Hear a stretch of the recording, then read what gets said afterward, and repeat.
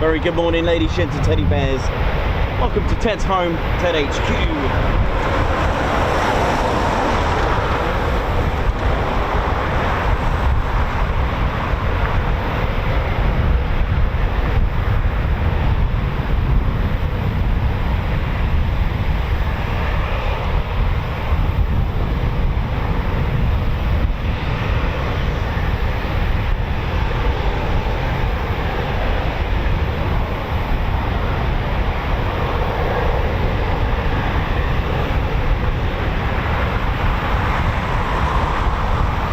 Fortunate enough for them to use runway 07 today.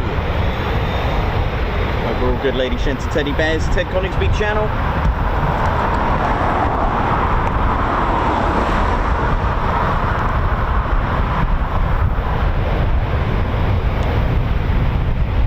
Very windy.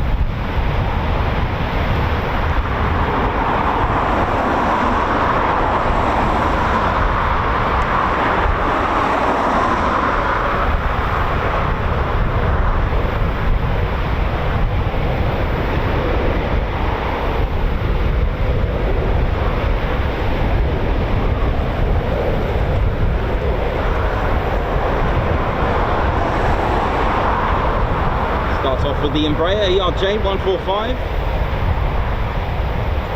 So it starts off from BAE Systems at Walton Aerodrome and goes to and fro Lossingmouth to Coningsby.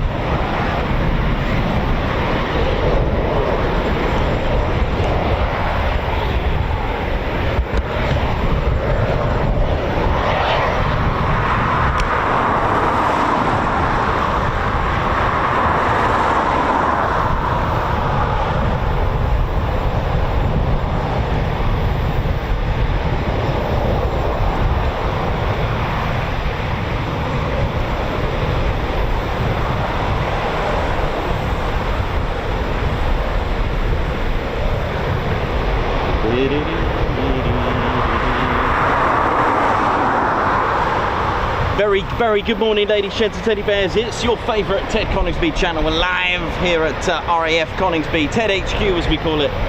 Ted's home. Hope we're feeling well. Hope we all had a great weekend, by the way.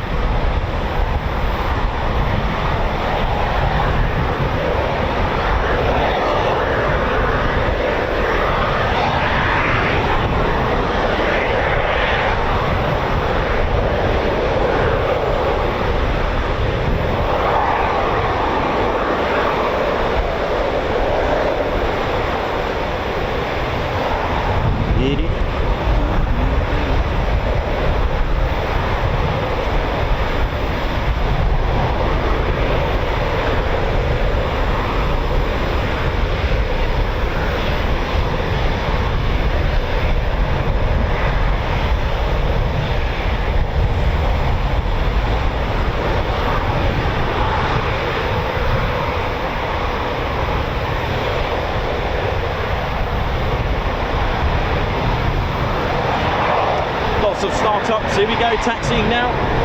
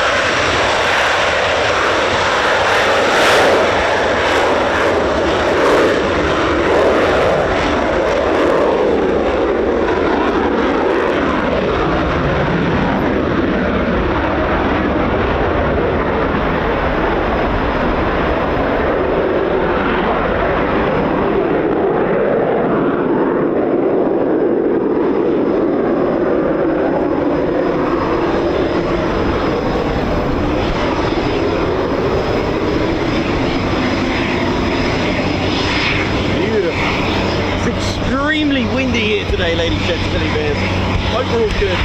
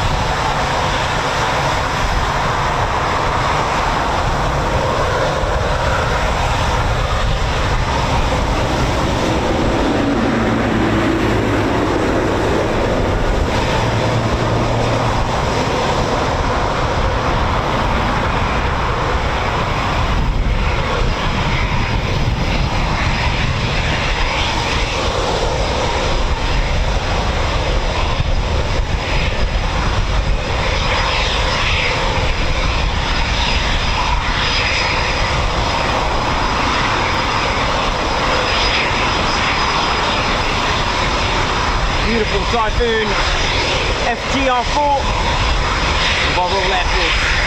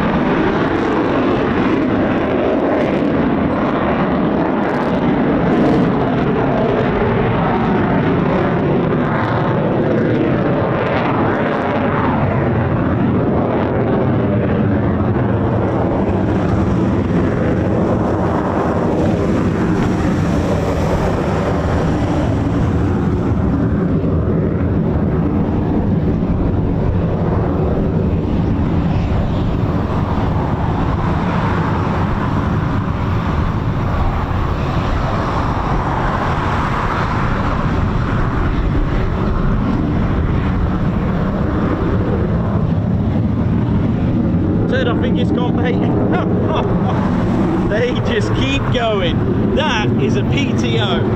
That is a performance takeoff. That is the thrust to weight ratio of the Typhoon to power right there. Incredible. That's how you do it.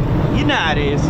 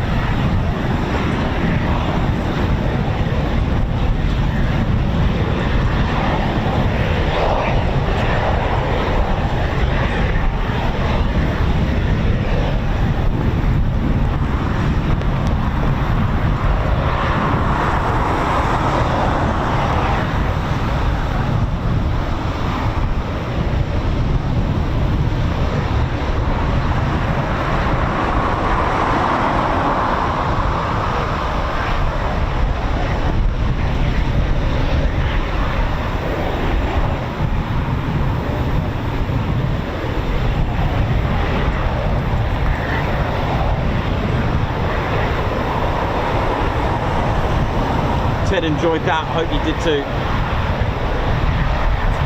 There's the canopy closed there just now, we just caught a glimpse of that.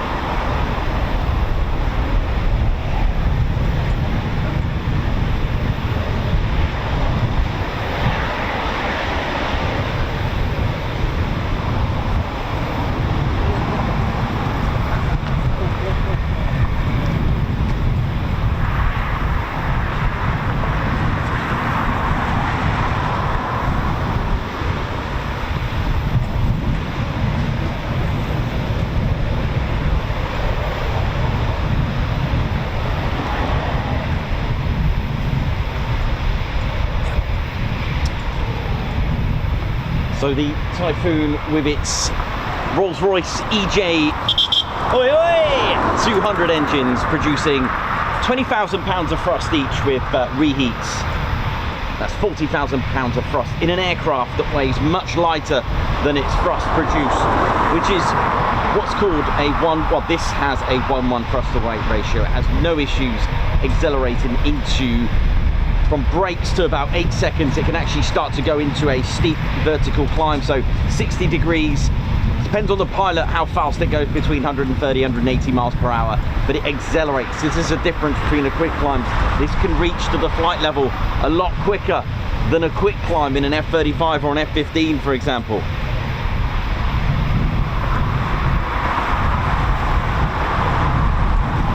So don't forget, the Typhoon is accelerating vertically. It's doing all the hard work, whereas on a quick climb, the pilot's already got 350, 400 miles per hour behind them before they pull up. That's why it appears quick, or at least quicker, but it's not, because the fact that they've used all that time to get down the runway. The Typhoon is actually gaining altitude every second of the way.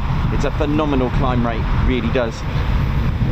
Enjoy the power of the Typhoon. That's why it's lighter with suitable powerful engines to give it that acceleration. Made of 82% carbon composite in its whole composition. That's a posh way of saying plastic. The Typhoon is a 4.5 generation jet. It's not a stealth aircraft, but it does have stealth attributes, which we can talk about as well. Really some cool things to point out on the aircraft as well. And it's got an amazing defense and survival pieces of kit inside the aircraft as well. Amazing. Can pick up fighter jets 160 kilometers away, lock onto them up to 30 at a time. For larger aircraft such as tankers, those types of aircraft can detect them from 300 kilometers away and lock on, and again locking on 30 targets and maximizing the priority targets. About 6 can actually prioritize targets and have them into like a, well, kind of like organizing your files, which one's your priority. Very impressive. The Typhoon has an S-duct intake system, so if we have a good example of one just over here, So if you look inside those intakes, you can't actually see the very first blades, which are called compression blades at the front. These give off heat, and of course, if you can't see them, then that's a signature for a bit of, not stealth, but becomes undetected.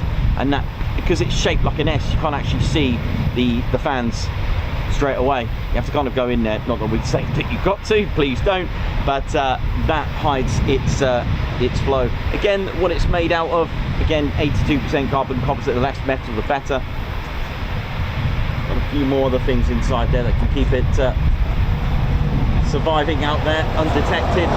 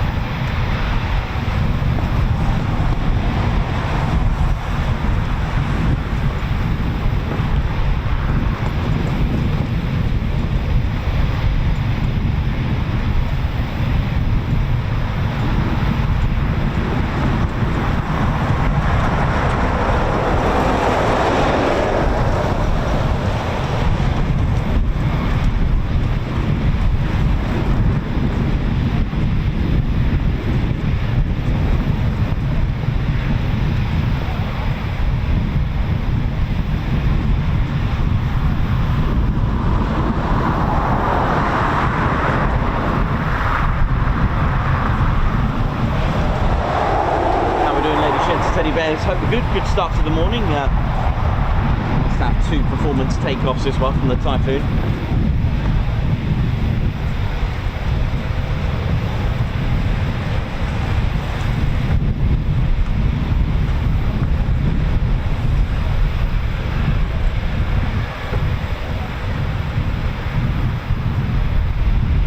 Very good morning to everyone that's tuned in. Welcome to the show. Coningsby channel had a fantastic day yesterday, absolutely brilliant. Ted went flying yesterday, oh yes.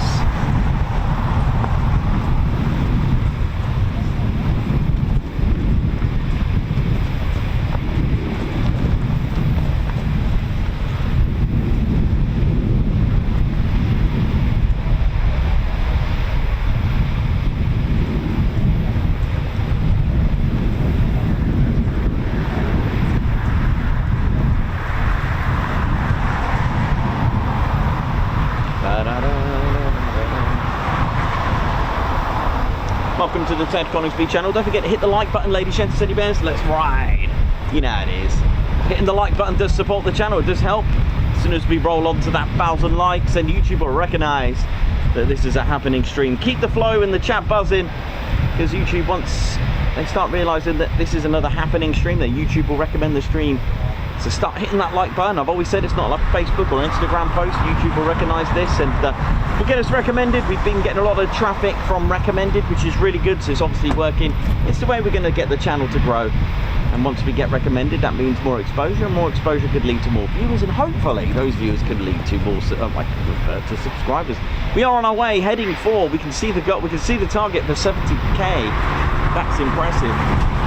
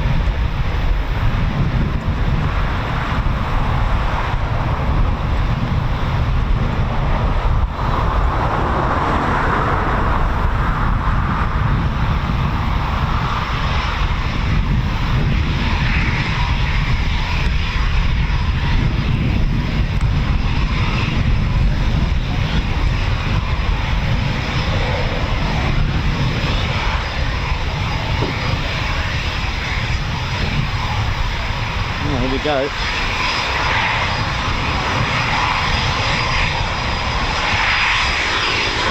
Squadron, the operational conversion unit for Coningsby.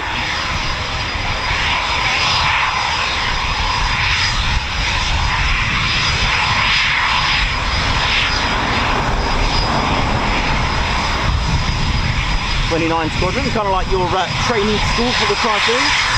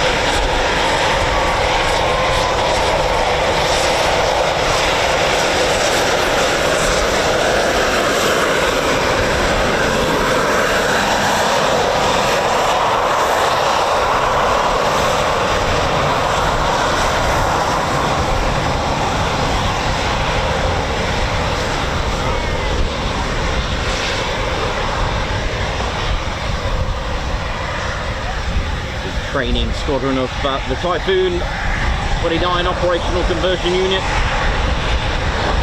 So after the completion of fast jet training, if you're tuned to the Typhoon, you come here to Coningsby with 29 squadrons.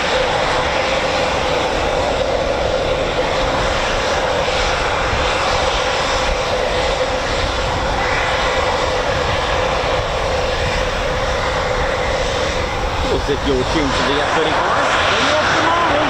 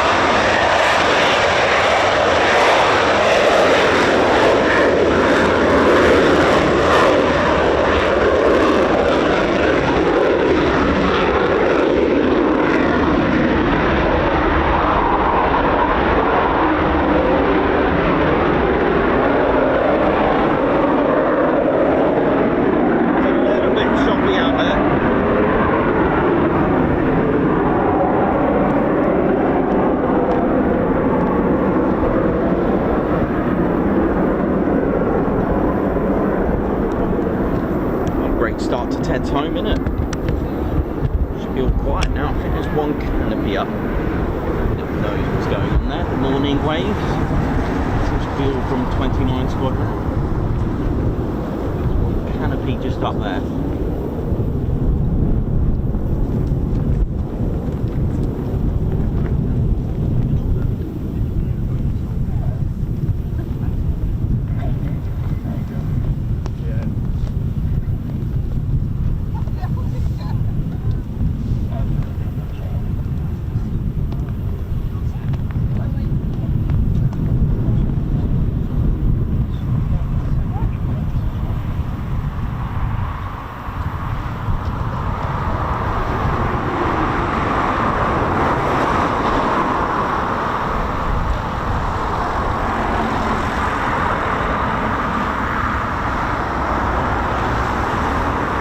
Selwyn Owen, Shemaine Atwood, Chad Clark, Susan Kelly, Fat Amy, how you doing? Blocks, hey Marshy, Sharon Crook.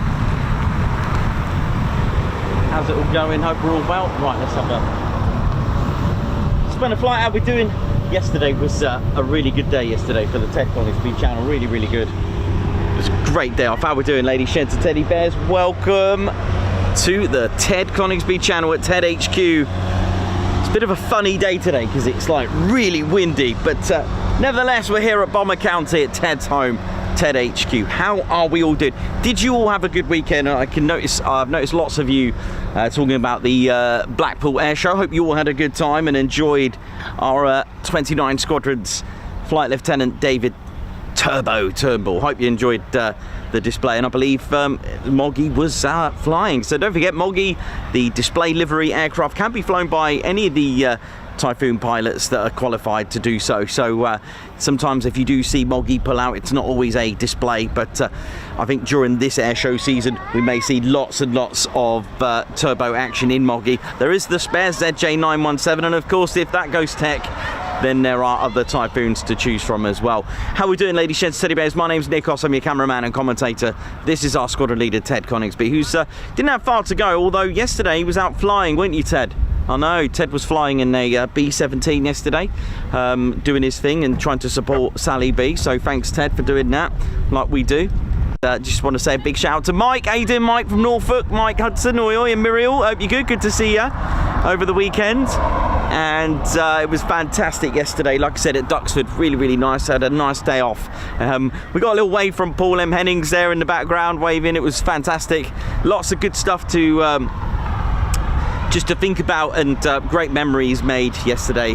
And it was really, really good, ladies, gents, teddy bears. Something that probably one of the best days that I'd say for a day off, the way a day off is concerned. It was fantastic. So we'll get Ted's flight log updated in the next few days, of course. And yeah, a bit of a fun week. So we are here today and in Marham tomorrow, all being well, fingers crossed. And of course, then Wednesday we're heading off to Eastbourne. That should see us out for the rest of the week. So a bit of a fun air show week this week as well. So let's see how we get on and ride. So didn't quite get to do a recce, so hold tight on that one. I'll have a look. I'll have to decide on where we're going to be on that one, but hey, I'll keep you posted. We'll work out something. I'll bring everything, and I'm sure I can make something work for you, and bring you some bit of Eastbourne action as well. How we doing, ladies, gents, teddy bears? Like I said, I hope you all had a fantastic weekend. This is your one and only Ted Coningsby channel, climbing high, reaching sky's not the limit for Ted. We seem to be going quite well, aren't we, Ted? Ted's enjoying it with all the bears. We'll just see how long his beret can last today, because it is a little bit windy, so oh my goodness me. But what a week it was last week as well. We've had a fantastic time with the Raptors. It seemed like last week we spent or we lived at RAF Lakenheath last week, pretty much. But I got you the Raptors arriving and leaving. Interestingly, on the departure days, we actually got to see 13 F-22 Raptor departures, because one came back and went off with the other 6. So amazing. We got to see an F-16, a couple of C-17s all in one day, and of course your F-35s and your F-15s as well that are home at RAF Lakenheath. So yeah, what an absolute amazing week. Like I said, I feel like I've lived at Lakenheath. I didn't really expand, but it was worth it, wasn't it?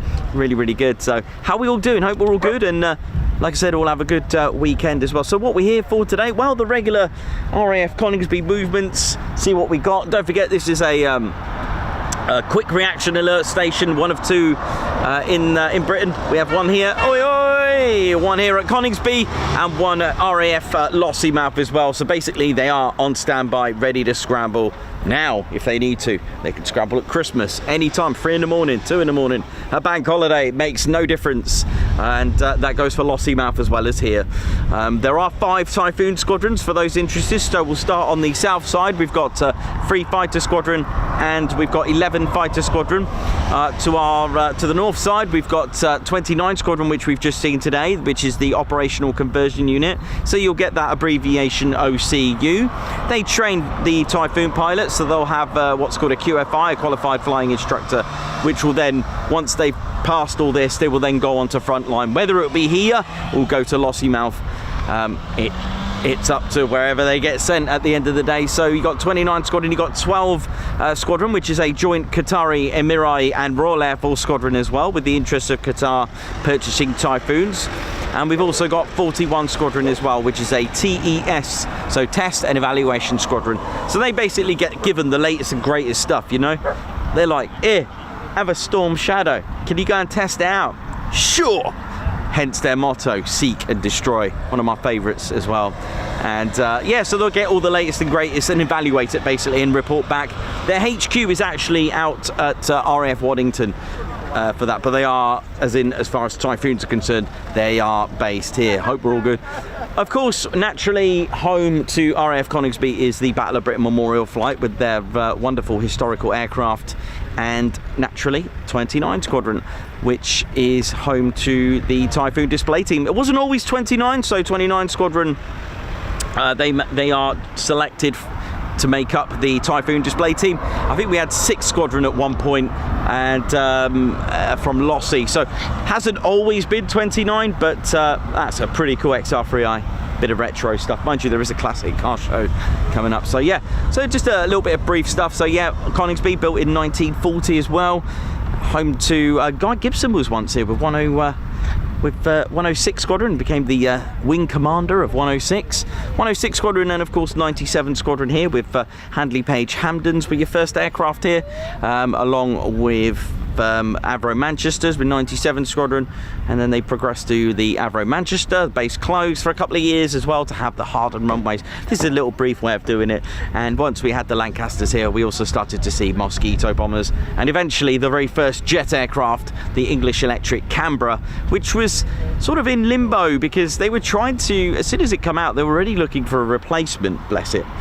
And then, like I found out yesterday, the when I mentioned about the Mosquito squadrons just before the English Electric Canberra, which was the first jet aircraft to be based here, quite interesting. I never thought about it because it's a de Havilland Mosquito, right? And then I saw the de Havilland Vampire yesterday, and someone pointed out, yeah, it's got the front of a Mosquito, and I was like, yeah, that actually makes sense. I can actually see it. It looks like a Mosquito with a jet engine.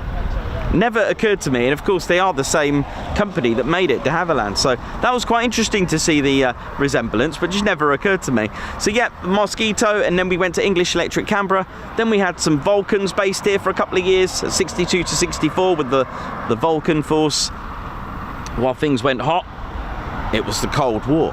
And then of course a replacement for the Canberra, which didn't quite work out. There was all sorts of things. In fact, again, learning about the replacement for a Canberra with all this led on to a sort of almost like a joint effort to create the Tornado, but I'll get back to you on that one. I've been learning a lot about, during the Canberra era, a very short-lived aircraft that was, especially with 9 and I think 12 squadron were here at Coningsby with it, and until eventually they chose the Phantoms that were here. And then we also started to see Harriers with 41 squadron, and then eventually a couple of Jaguars were here as well.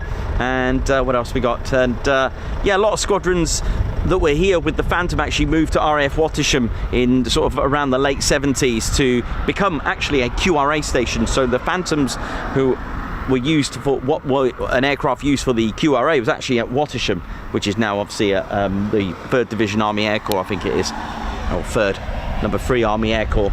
So yeah, and after that we got the F3 Tornado, and then finally the Typhoon arrived with number 17 Squadron. And while I mentioned 17 Squadron, I'd like to big shout out to 17 Coningsby's Squadron Cadets. How are you all doing? Looking forward to coming to see you at some point. Very, very good. Looking forward to that. So, eyes in the skies. I believe Moggy and the spare aircraft should be airborne soon, so I'm just going to fling this round over here. Looks like someone's having a great time with what looks like a little base visit. Fair play.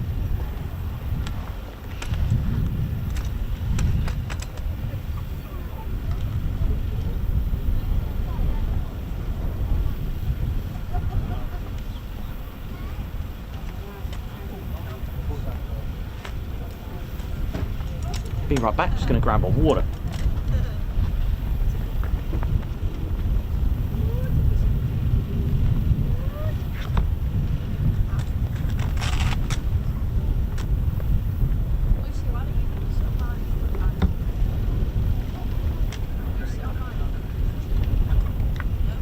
Morning.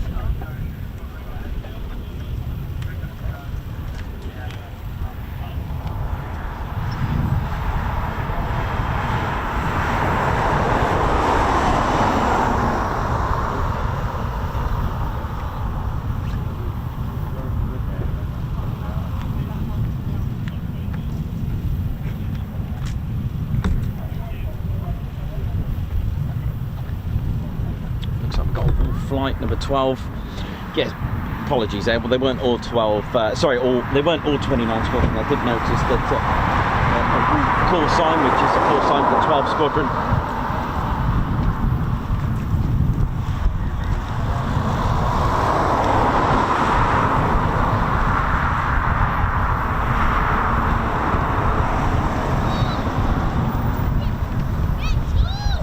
Okay, so just behind me there is Wolf Squadron.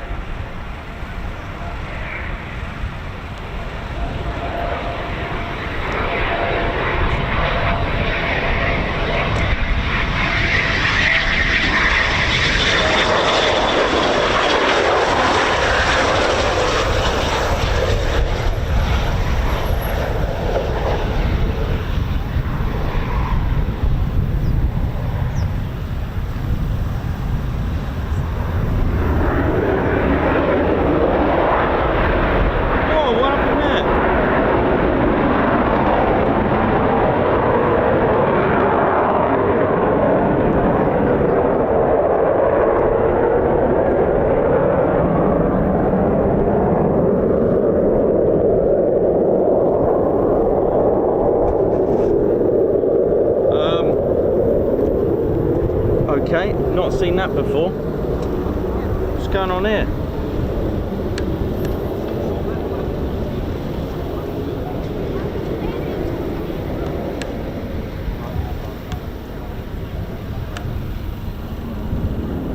Did you just see that? Did everyone just see that? The chute just getting... Was that deliberate? I hope it was.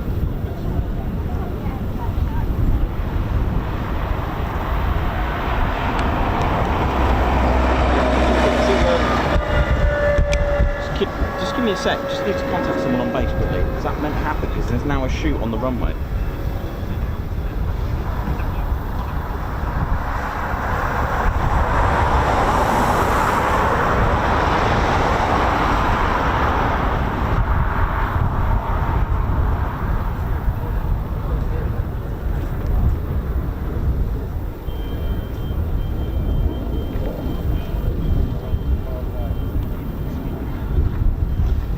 So I've just I've had to just message someone on base if that was meant to happen. I don't know what happened there. That was really odd.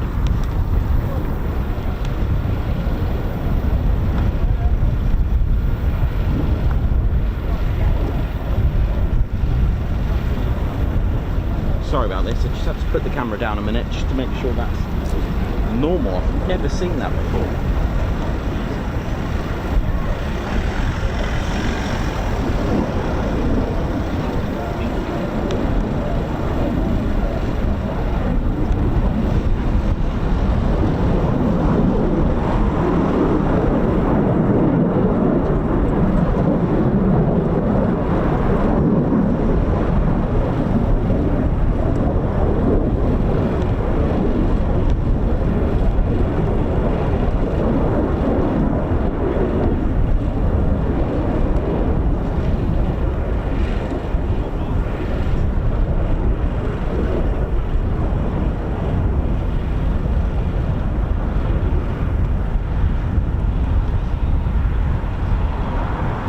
I think this is a go around at the minute. I'm not sure. I've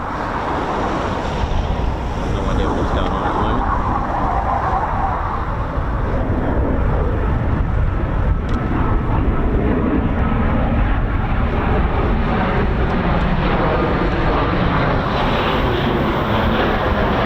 There is a recovery team on the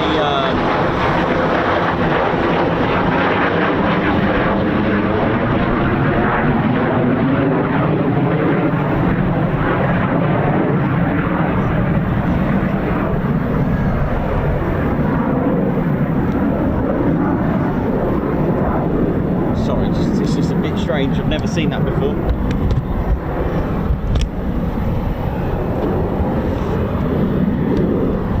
Whether that's a way to get rid of your faulty parachute, perhaps.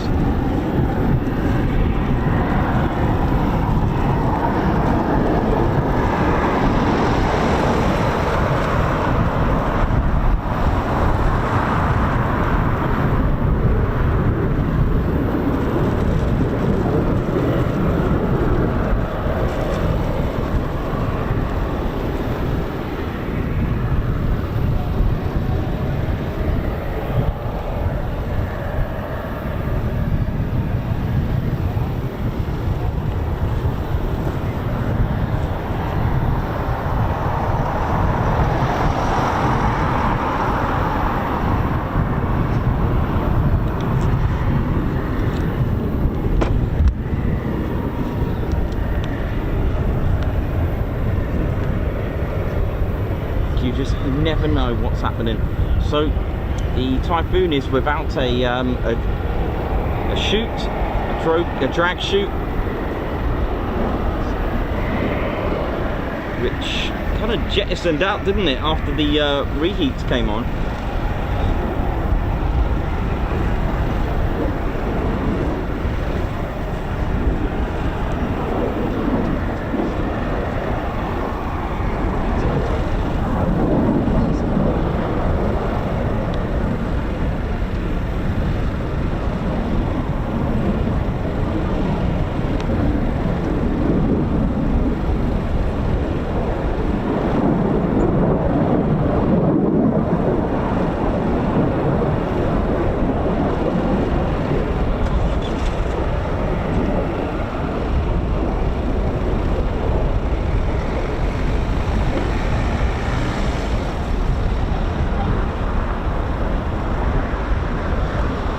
So another go around, probably just checking to see if everything's okay on that.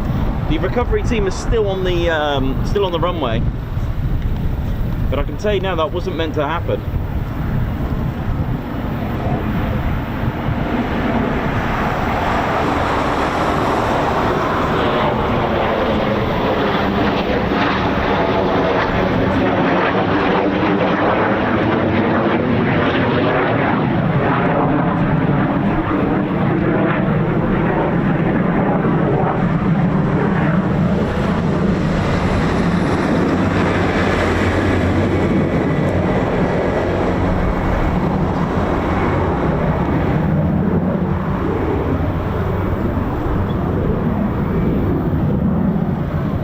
Why they practice go-arounds all the time.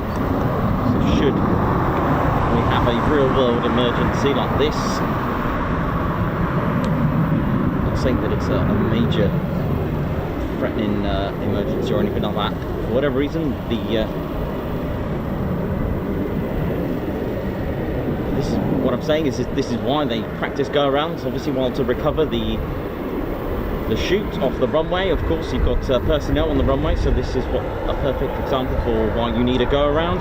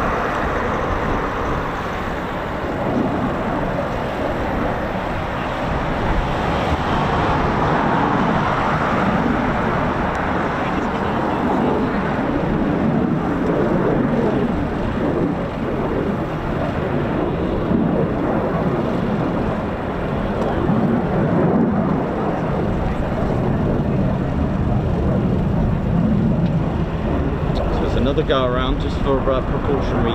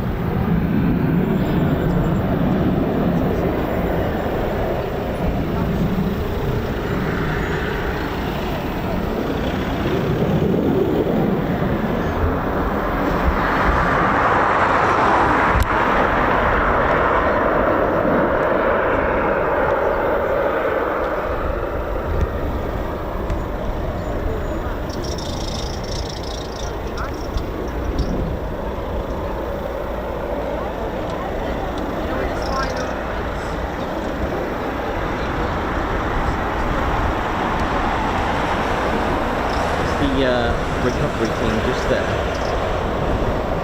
The chute has already been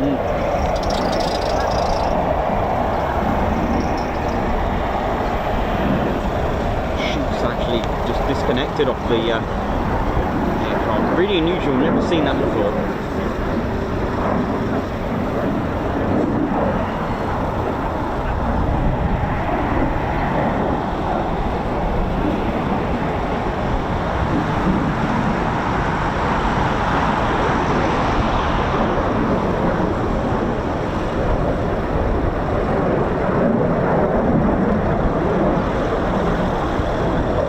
Another go around.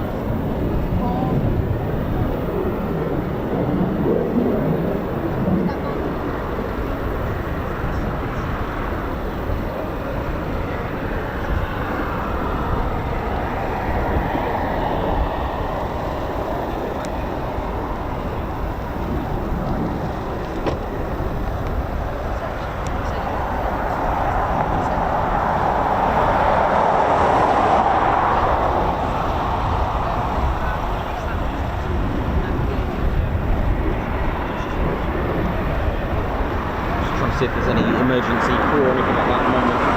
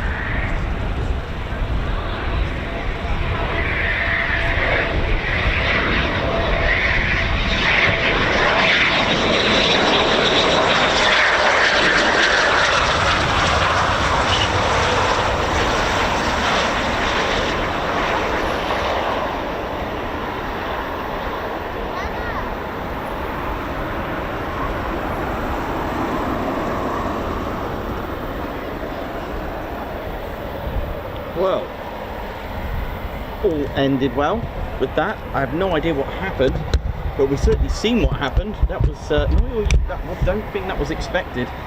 Goodness me.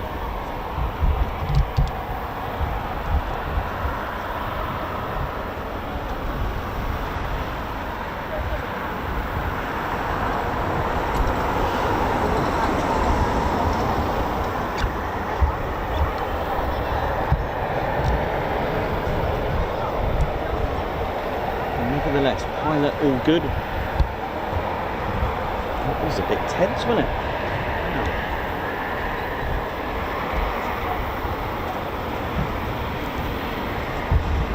Thank you.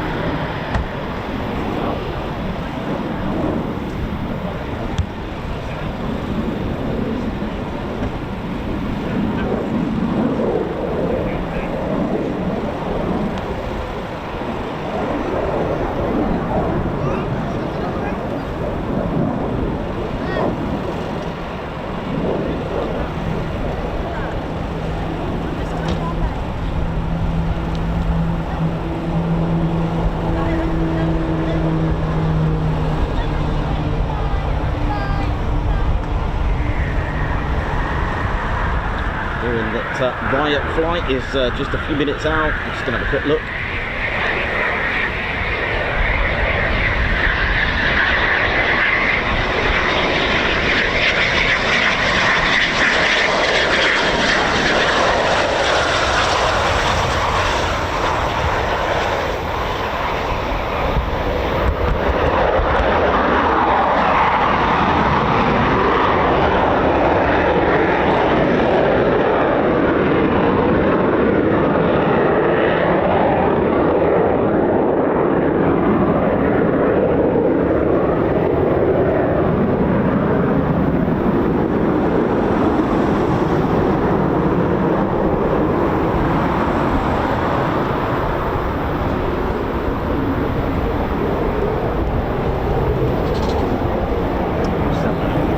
Just to see if I can see the right flight. So right is the call sign for the Typhoon Display Pilot, but it's a transit call sign. So when they're when turbo and the spare are up for transiting purposes, so not display, they will use the call sign right.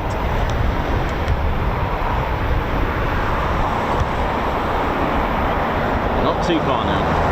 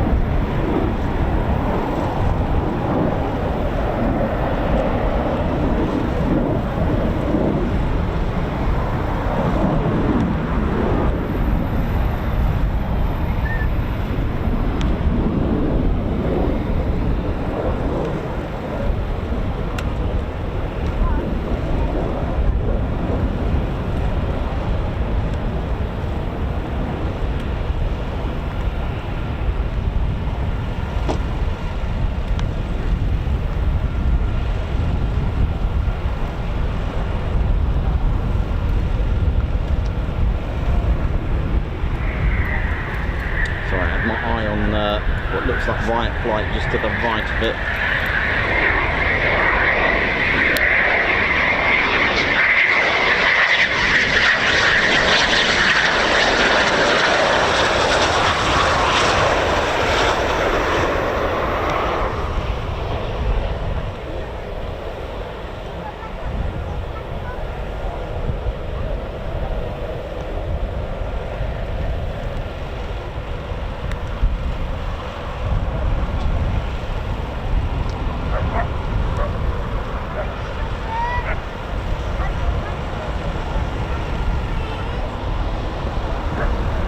Certainly been an interesting last half hour with that incident. Bit miffed at that. Never seen that before. I don't think many of you have either.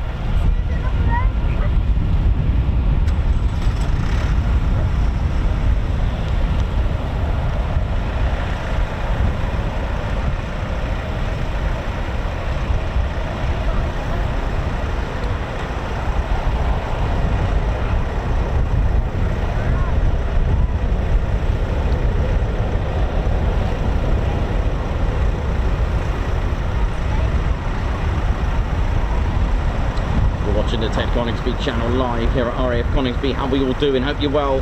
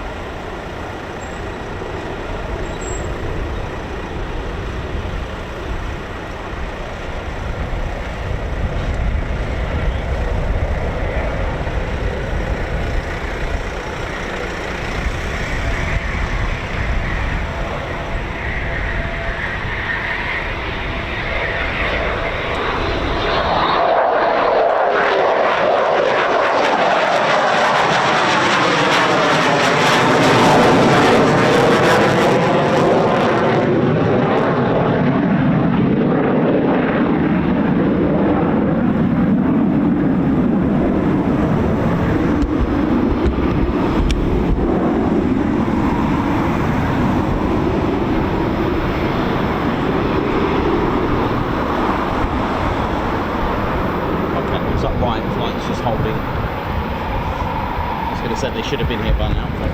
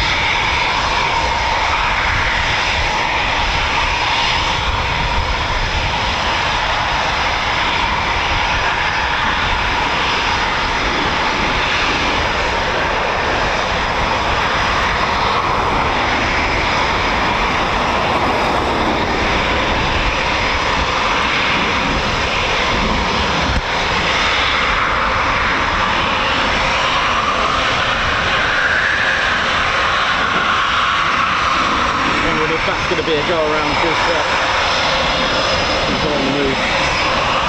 Here we go.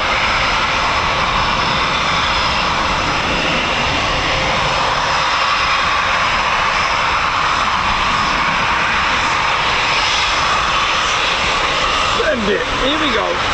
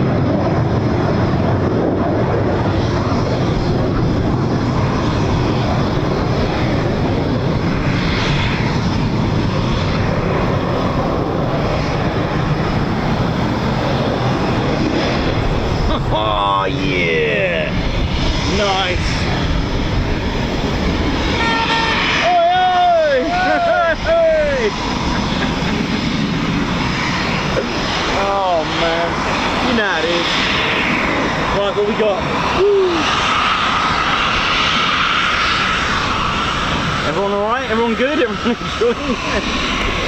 Goodness me.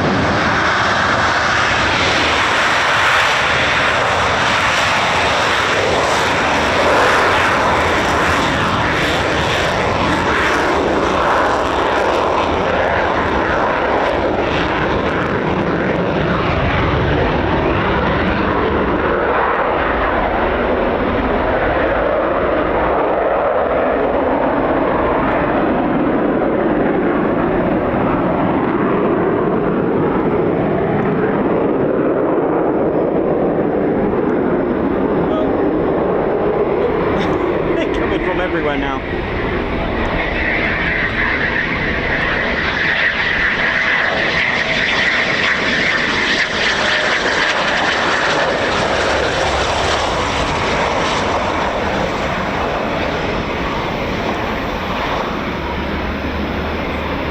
We've got more going out as well. More. Slip on that.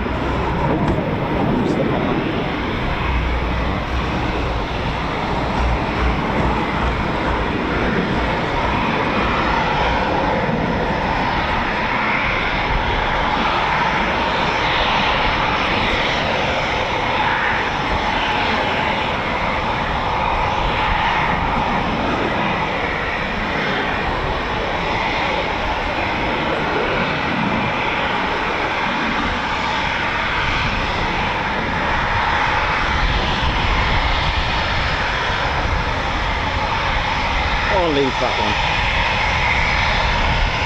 Oh, go on then. Let's have a bit of Riot 1 and 2.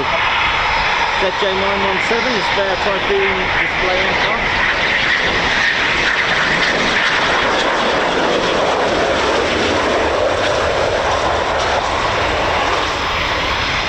That was Flight Lieutenant there, maybe, and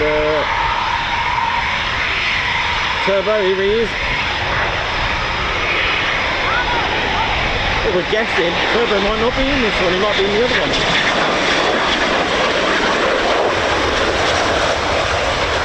Lovely.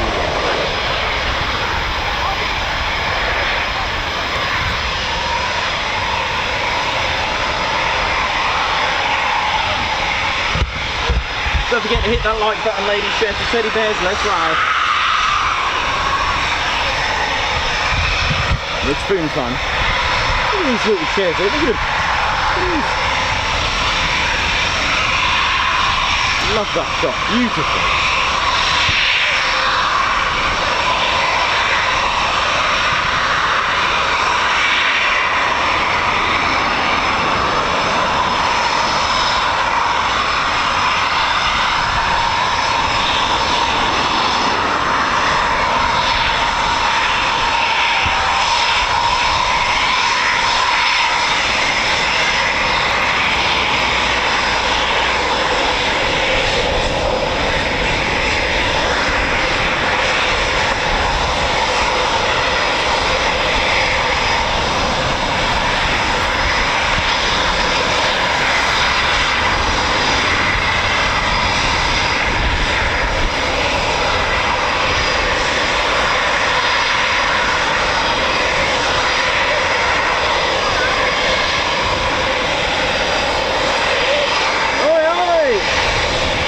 You know what, I love this shot. I might keep it here.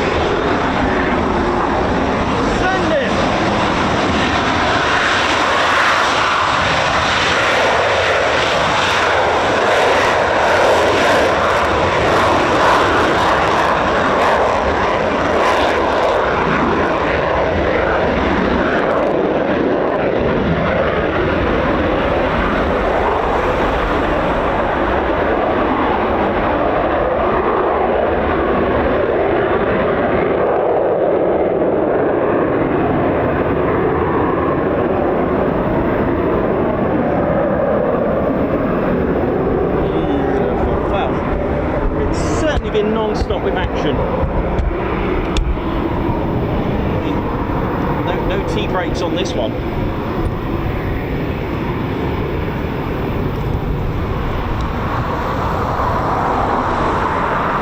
I hope you've enjoyed that lovely series of Typhoon time.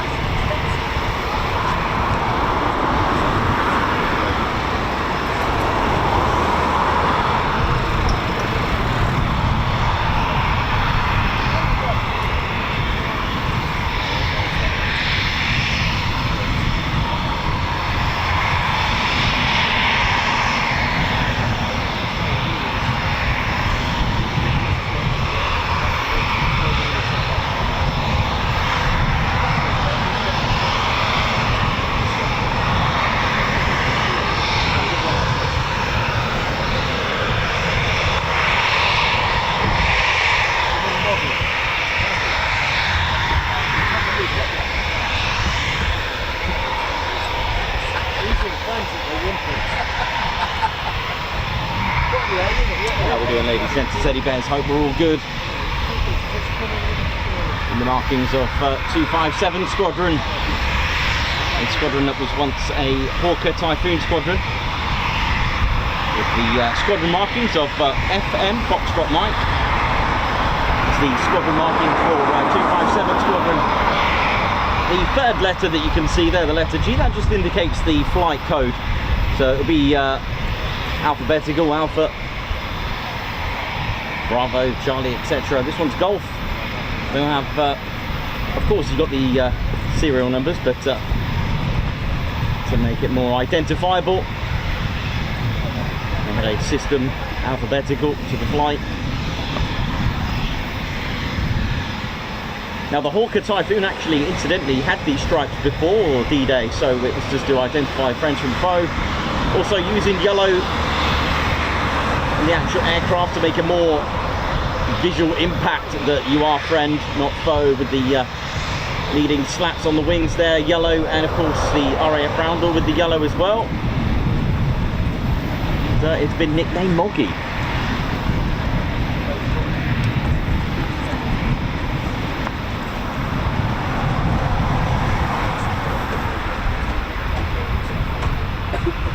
You're watching the Ted Coningsby channel. We're live here at RAF Coningsby, Ted HQ. How are we all doing? Hope we're all feeling well. And hope you enjoyed the half an hour of pretty much non-stop action since the get-go. With a little incident with the drag chute just jettisoning out of the Typhoon after the reheats came on. PUS BLN, how you doing, man? Good to see you. Good morning. Lorraine at Nomadic Ramblings, Silver Trig, Rich 901, Margot, Katie Webber, how's it all going? Daniel Walker.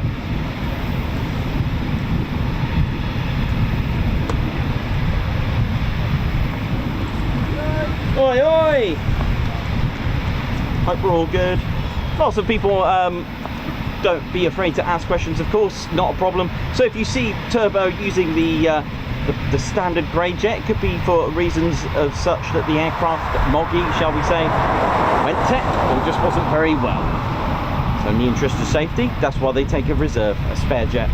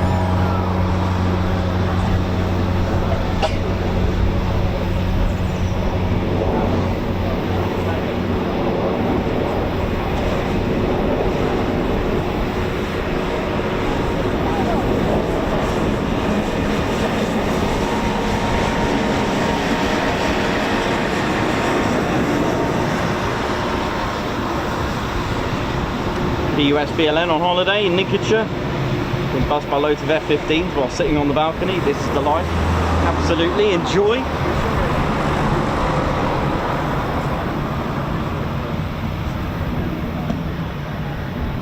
Some of the amazing questions that we had yesterday throughout personal and on our Discord server as well. Really good questions of how long it takes for a display pilot to recover. Well, the thing is, as we've always said, how we're doing, lady sheds, teddy bears. They are, okay, so a pilot is pretty much, you know, they are physically fit. They do go through a medical and fitness training as well. But the G's pulled, they are short-lived. Now, it's a bit different in combat. It's a whole different thing. The display moves that you see aren't always the ones used in a dogfight, for example. But there is a saying, the winner out of a dogfight is the one that can pull the most G's. Now, when it comes to display, they are a bit short-lived. There is the horrible negative G where the blood's sort of rushing to your head. G suit's been worn, but these are short-lived. And by the time the pilot's literally taxied back after display, the pilot's pretty much fine. I've seen pilots get out the aircraft, microphone straight on his face or her face. Hi, how was that? You know, straight into a full-on interview with a media team. So they are fine. Like I said, they're not like 9Gs pulled like for 2 minutes. I don't even know if a human could take that, like consistent. But these are short-lived. I've got the whole. Yep. So you get. So yeah, that was one of the questions. And again, people said about PDAs. The Lancaster does, although it's got one, it does need a PDA, even just for a flight past. It's all to do with insurance. The PDA is an authority thing. You start advertising this like you're going to do a fly past or a display, you need to have and make sure that you implement all these health and safety aspects. If you're starting to advertise that you're going to do some sort of display or of any kind, then you need to have all the right measures of health and safety, which is why the PDA comes in. Being military, being the BBMF, you know, they will advertise their fly pass. You need a PDA for that because you've advertised it, which means human beings are on or below, and it increases that. Yes, there is the aspect of, is it safe? Is the display? There are different tiers as well with PDA and insurance, that kind of thing. But ultimately, if you advertise that you're going to do a display or a fly past, you need to have a PDA. The other thing is as well on the retrospect, I have been asked it quite a bit sometime, is why aren't like practice displays advertised? Again, if you do that, although Turbo does have a PDA, you then, because you've kind of advertised the actual time, people are involved on the ground, you now need to have a health and safety assessment and risk assessment around the whole base, which is why they don't advertise the exact time that Turbo or any display pilot or any display around the country is done. So hopefully that's clarified a few things, lady sheds, teddy bears. And but yeah, on the another one as well about the markings, I do get asked why is it called Moggy. It's because it's got an M, a roundel and a G, so that kind of thing. But the first two markings on the World War II era aircraft of of like the World War II aircraft of squadrons of the Royal Air Force. The first 2 letters are in fact the markings of the squadron. So Echo, let's pick some, Echo Bravo, that'll be your 41 squadron that's here. You've also got the FM, that's 257 squadron. You've got Zulu November 106 squadron, Oscar Foxtrot, which is 97 squadron, so on and so on. There's a load, and they actually changed them as well after certain time periods as well, but they were kept random. Oi, oi! They were kept random, of course, so that your enemy doesn't locate exactly which squadron this was, and then it starts to get into a right mess, that kind of thing. But there you go, just a little bit of brief. And like I said, the third letter, it's the flight. It's the flight letter. So, like I said, Alpha, it's the phonetical. Alpha, Bravo, Charlie, Delta, Echo, Foxtrot, Golf, etc. You know how it is. Right. Zulu at the end. There we go. Right. Of course, the United States Army Air Force's groups, and even the fighter groups, a completely different system as well. The geometric, not only the geometric shapes to tell you which division it was from, but you've also got shapes and letters, and then you've got 2 more letters of the fuselage. But really, you know, really, some of these are quite complex systems that they've done. Random, but they worked. And if you know them, you know them.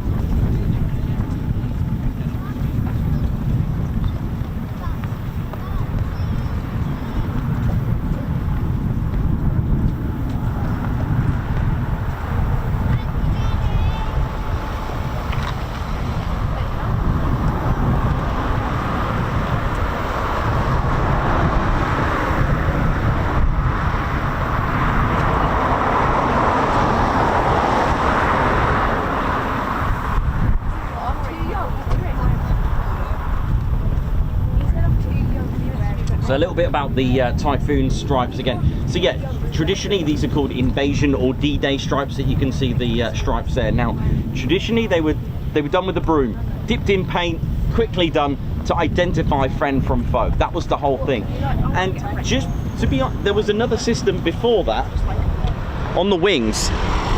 A system that they had before the D-Day stripes was actually a Union flag, you know, the British flag on the wings.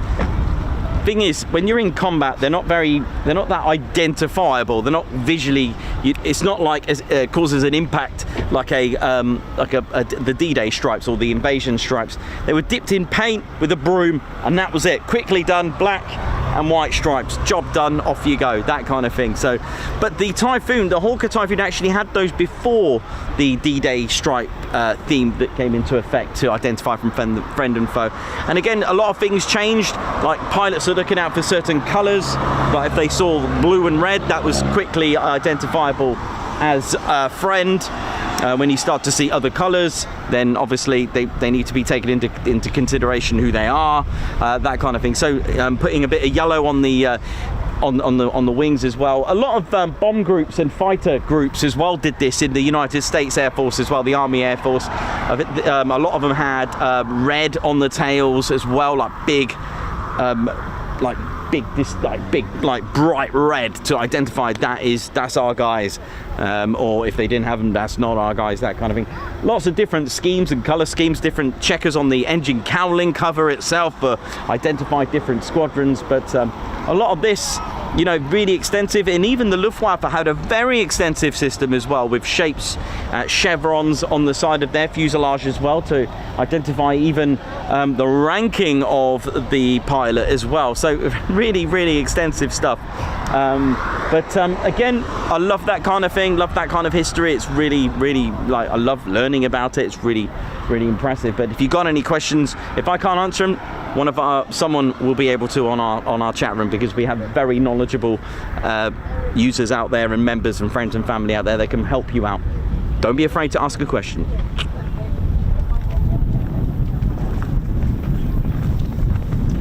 Coningsby's station crest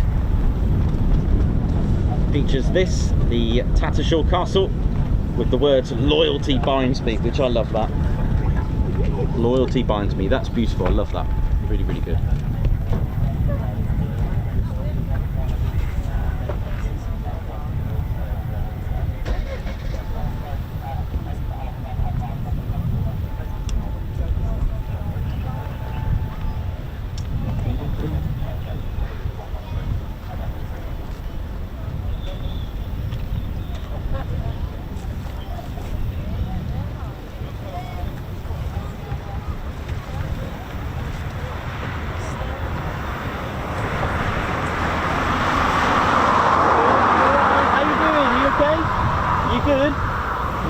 How's your knee? What you been doing? Oh, bless you. You doing some stunts and tricks, eh? Oh, you're alright though, yeah? Yeah, good. Very well. It is a bit warm, yeah. Don't forget to drink plenty of water. Yeah, yes, that's right. It's a nice breeze to cool us down a bit. Got about three typhoons just coming in the next couple of minutes. Yeah, two just somewhere out there by those trees. Let's see if we can spot them.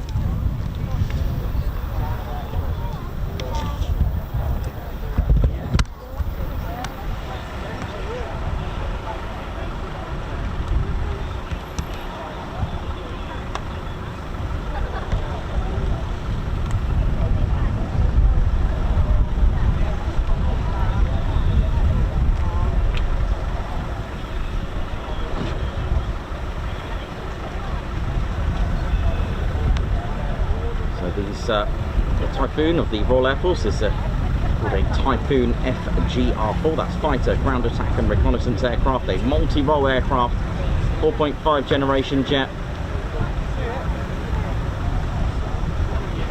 Slightly different stats to your usual, as well as the maximum speed reduced to Mach 1.8.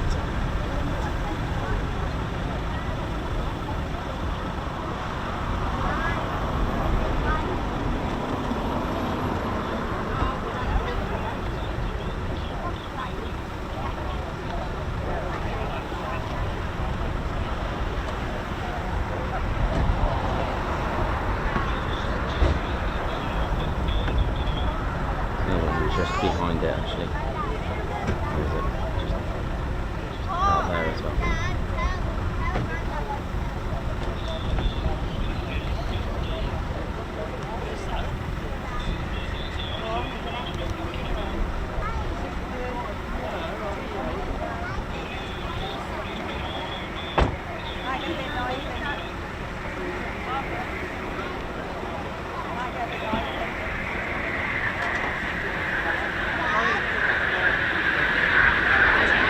Here we go.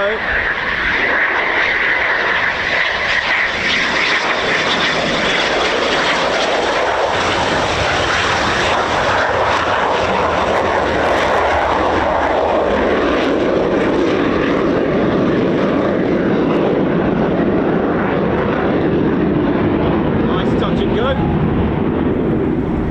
That's what I'd like you to do with the like button, and of course if you haven't done so already, if you love military aviation, do join us. Come and subscribe, it's free.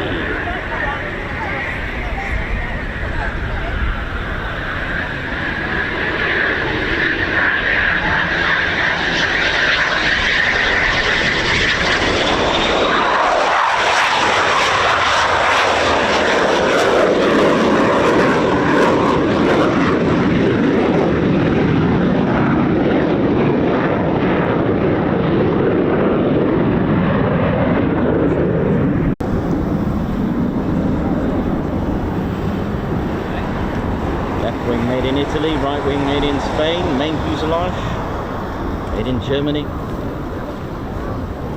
A 4-country project, of course, with Rolls-Royce and BAE Systems making up the British component. Leonardo as well.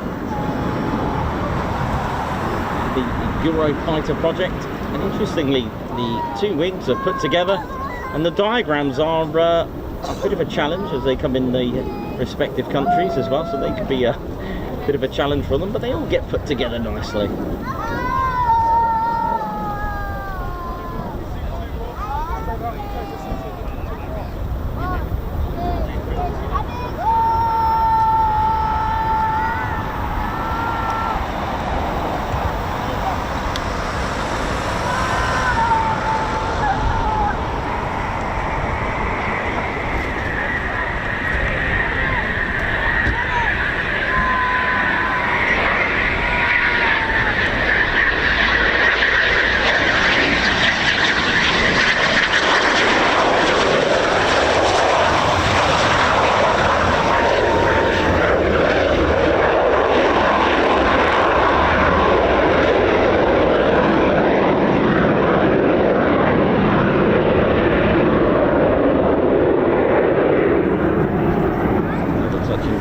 circuits for us today.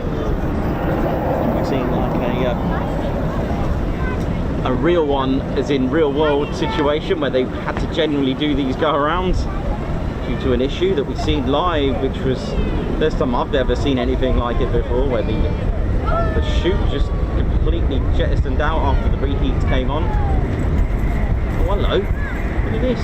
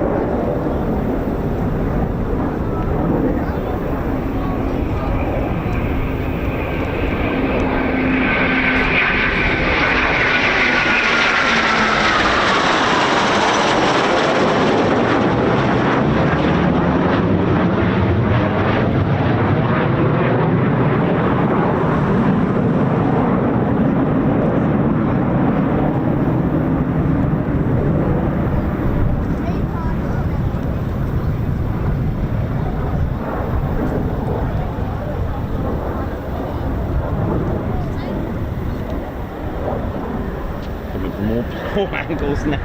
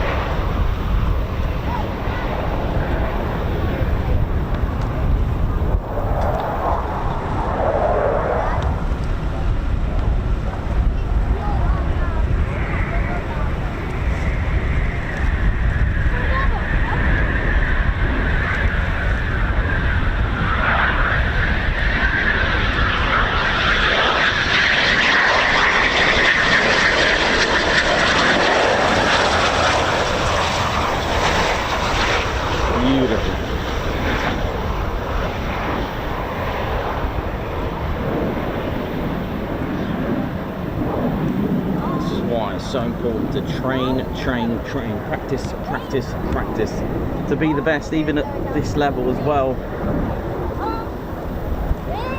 Anything could happen. That's why the military pilots are pretty much a different kind of breed, really, to be the best.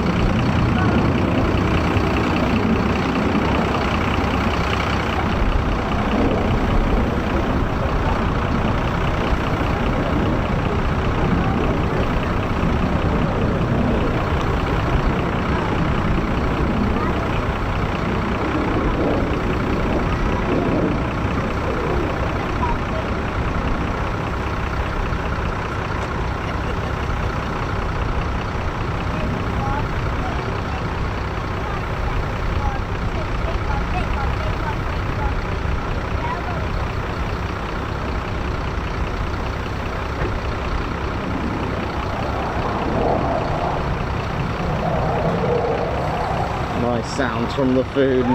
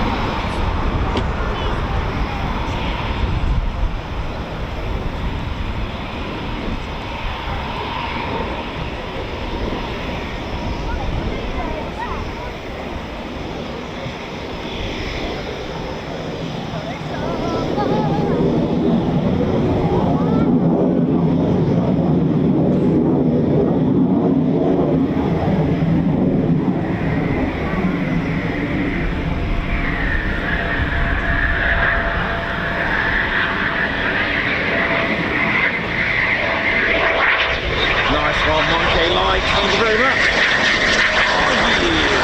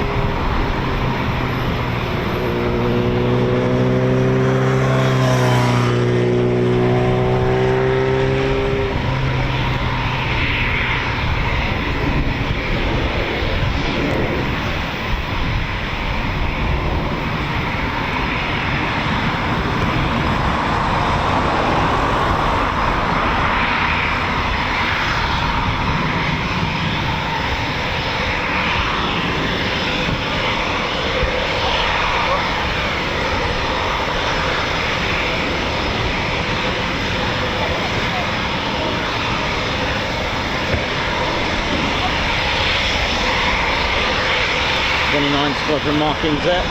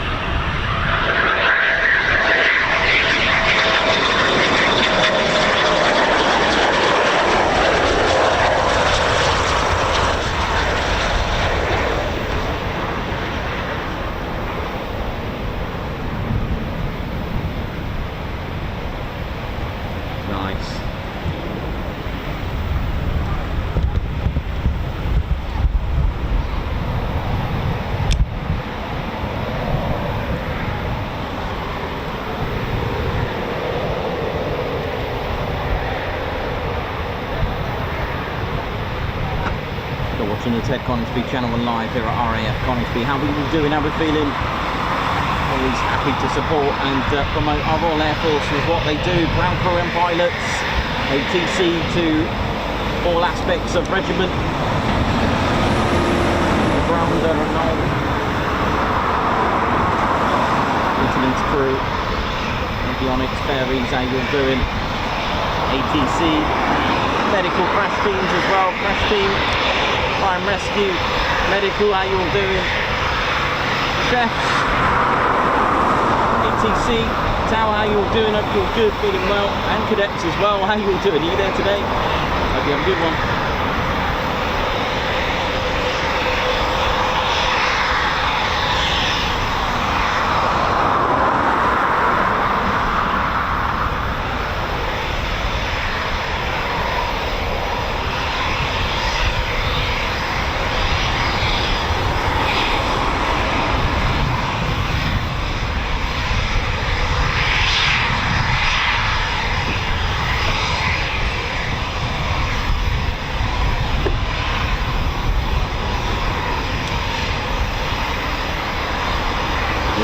Just behind me, blasting it through. Cobra.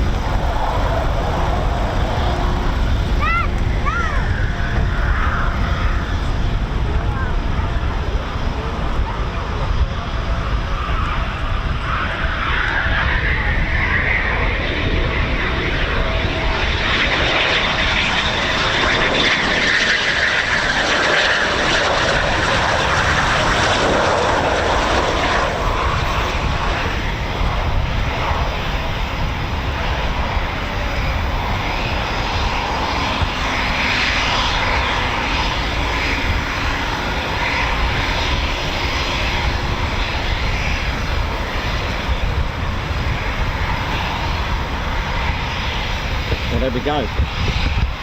What a morning. It's been pretty good, hasn't it? Absolutely brilliant.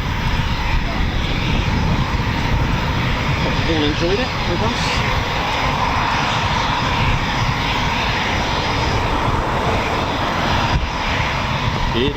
Look at that blue sky.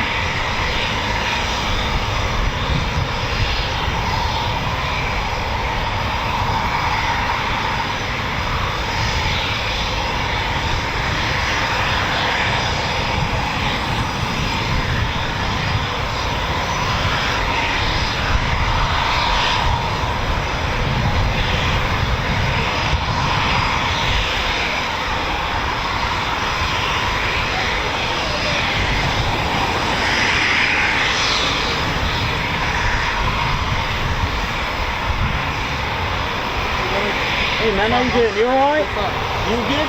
Yeah, you good, yeah? Nice.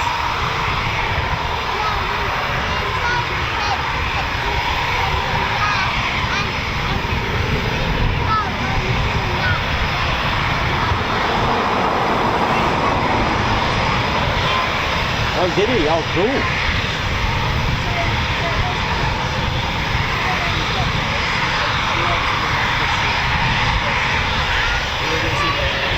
No. What, kiddo?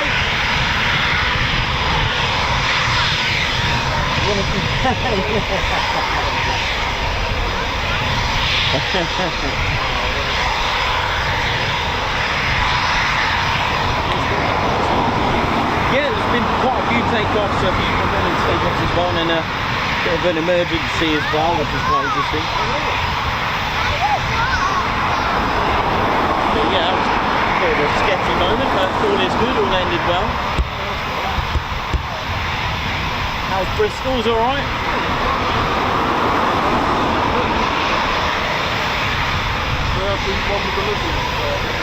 It came back, it's landed, it's come back from the air show as well, on yesterday, on the weekend. Yeah, it's parked up over there.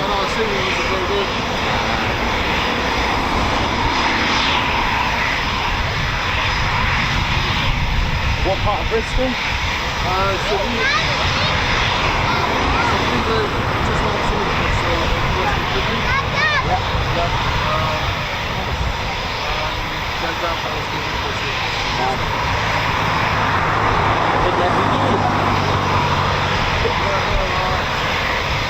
Born in Western Superman, not far away. Yeah, serious. Yeah, so I think at one point my parents lived on Gloucester Road in Bristol for a little bit. Yeah.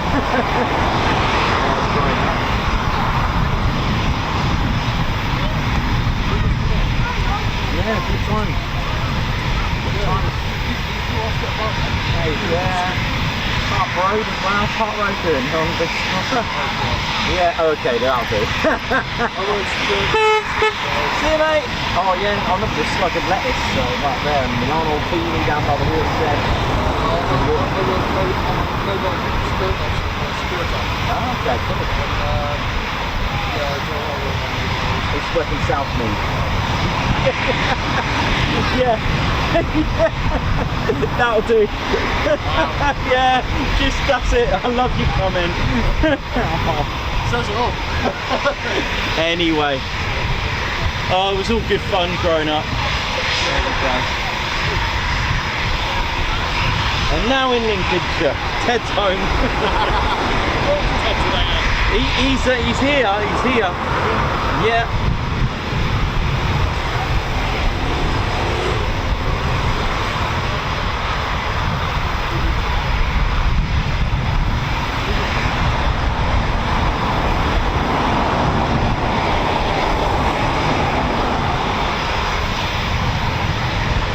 Ted, how you doing, Ted? Ted's here, everyone. Ted is here now.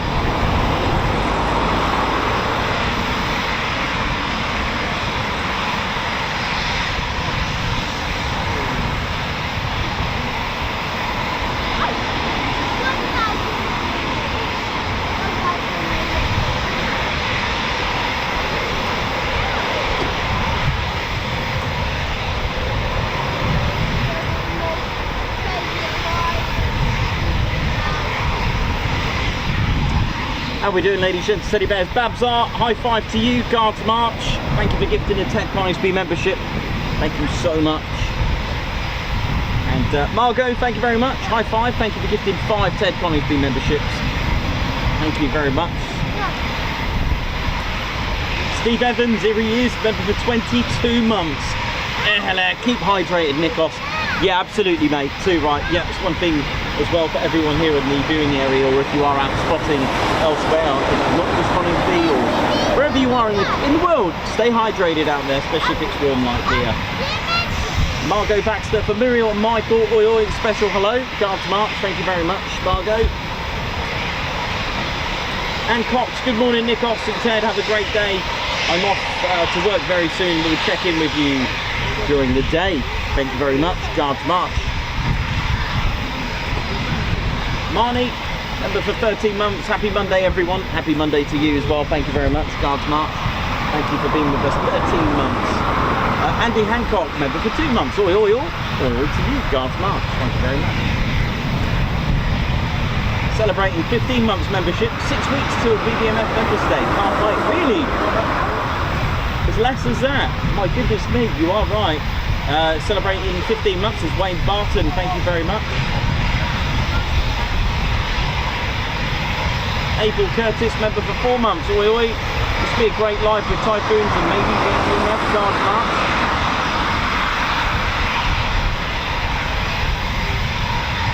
Silver Trig celebrating 17 months. Oi oi TCS. Thanks for a great 17 months Guards March. Lots of milestones here. Amazing. We've got Steve Sedman, 22 months. Oi oi morning all Guards March. Andrew Wright, member for 18 months with the squadron. Guards March, thank you very much. Kev Tinker, member for 12 months. Congratulations on your first year. Time flies when you're having fun. Thanks, Guards March, thank you very much. Thank you so much for that. Andy Hancock, been away since RIAT, but back again. Back watching again, Nikos. Still the best around. Thank you very much. And thanks for the words there, Andy. Andy Hancock, thanks very much. Guards March. Margot Baxter, who's put happy birthday, Billy Webster, Guards March. Thank you very much, Margot, to Billy. Happy birthday. Adam Goves, it's a warm one. Ice creams for you, Nikos, Ted, and Claire Bear if she's there. Guards March, thank you very much. And I'm not sure if I'm going to have a nice lolly up here after the last incident. Guards March, thank you very much. Black Hawk New Zealand, gifting 5 Ted Coningsby memberships. High five, Guards March, thanks a lot, Black Hawk NZ.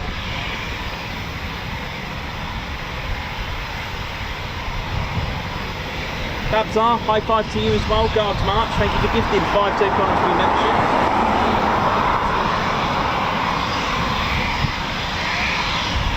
Rob, how you doing? Rob from Devon, Guards March. Thank you for gifting 5 Ted Coningsby memberships. High five. Phoenix Rising upgraded membership to the TCS Post Officers. Guards March.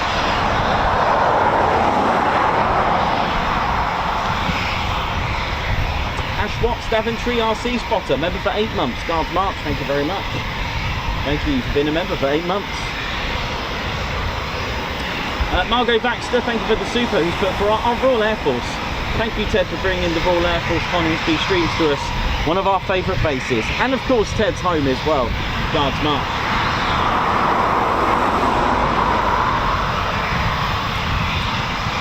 Colin Spring was always a huge Tonga fan, still am.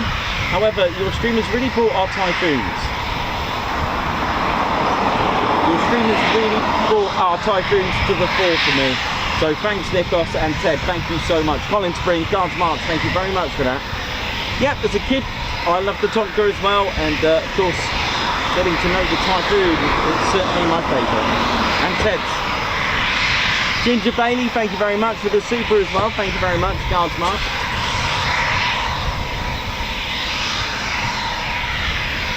So, Simon Watchon, Gucci Man, Mayhem Marshy, Hayley Gilby, how you all doing? Angela Farley, Karen Hennings. How's it all going? Hope we're all good. Off he goes.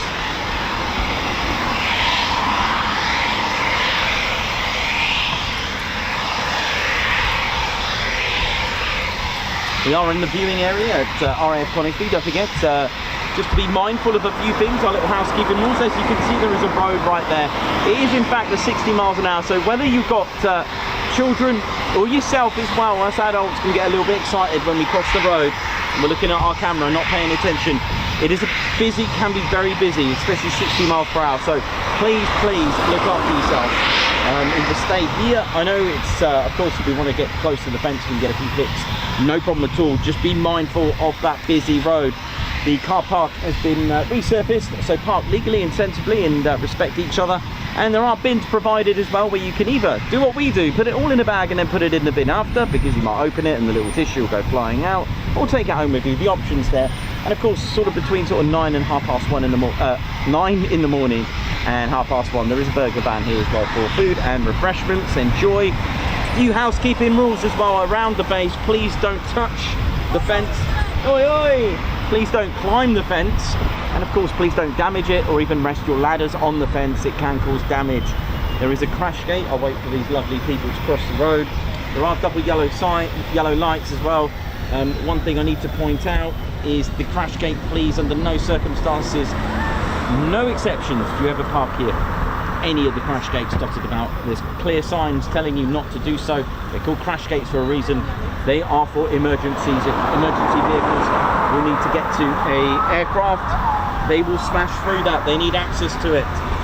Also, RAF Coningsby has lights as well to let you know there's traffic here for your own safety. Please stop in your vehicle. And also, Coningsby has these red and white fences. Do not situate yourself here at all in any way. 100% if the runway in use is 07. If you're unsure, well, our advice, of course, and from the base, is to say stay away from them. They are specially made, flangeable, heavy-duty fence to take jet blast. Our ears and body are not. So should you, also if an aircraft gets it a little bit wrong, this could end your trip to Coningsby. So please, you may be told to move as well, and under no circumstances park there. So, got to do it. And of course, if you spot anything suspicious, please contact the base immediately. I just needed to message my friend about that situation regarding that incident, whether that was okay or not. Just making sure, otherwise I would have. I'm pretty sure they would have seen that anyway. But if you spot anything like that and you're unsure, better be safe than sorry. Contact the base. Drones are a no, and of course using laser pens as well is a complete no. Teddy bears for their own safety of our crew and airmen. If you spot anything like that, if it's an emergency, call 999. If it's not an emergency, then feel free to contact the base. There are numbers provided, and we've always said as a channel, do this discreetly. You wouldn't want to get into confrontation with someone with that mindset, so do it discreetly.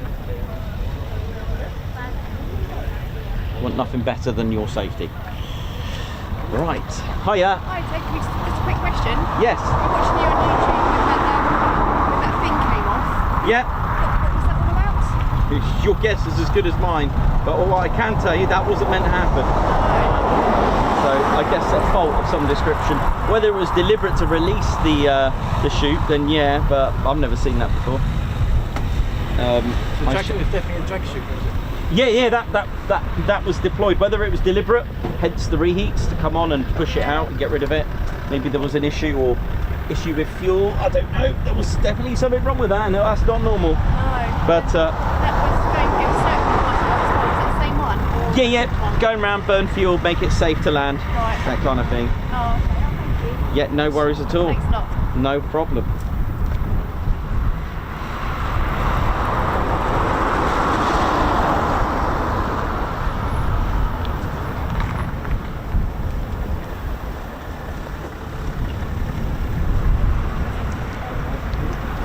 Hope we're good, ladies, gents, teddy bears. Ted Coningsby channel live here at RAF Coningsby. Right, I'm going to go on a little break and stay hydrated.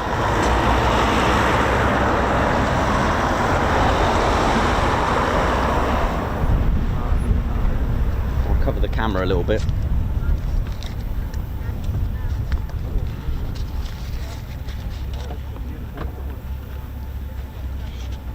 Yeah, it was certainly interesting, that, wasn't it?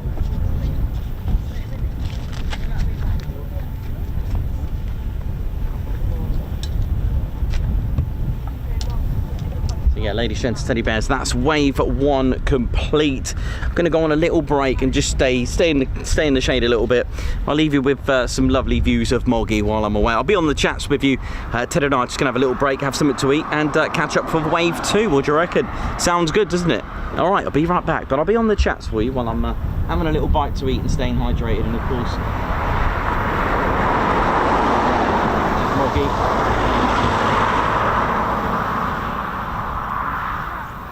Let us know if you've been to air shows and you've been impressed with certain aircraft.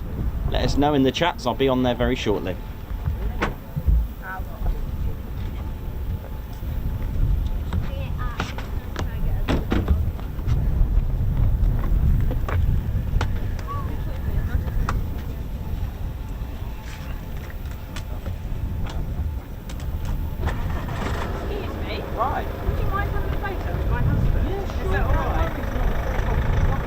you're fine. I'm alright. Whack the soap camera a bit. Not used to this heat, you know. It's really hot today, really. It was raining here this morning. Was it? Yeah. Well, it just rained on me, that's it. Oh, that's probably quite nice of you.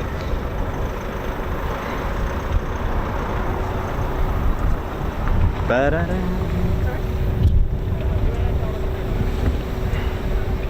Is it going to be any more flying, or is that Yeah, later on. later on?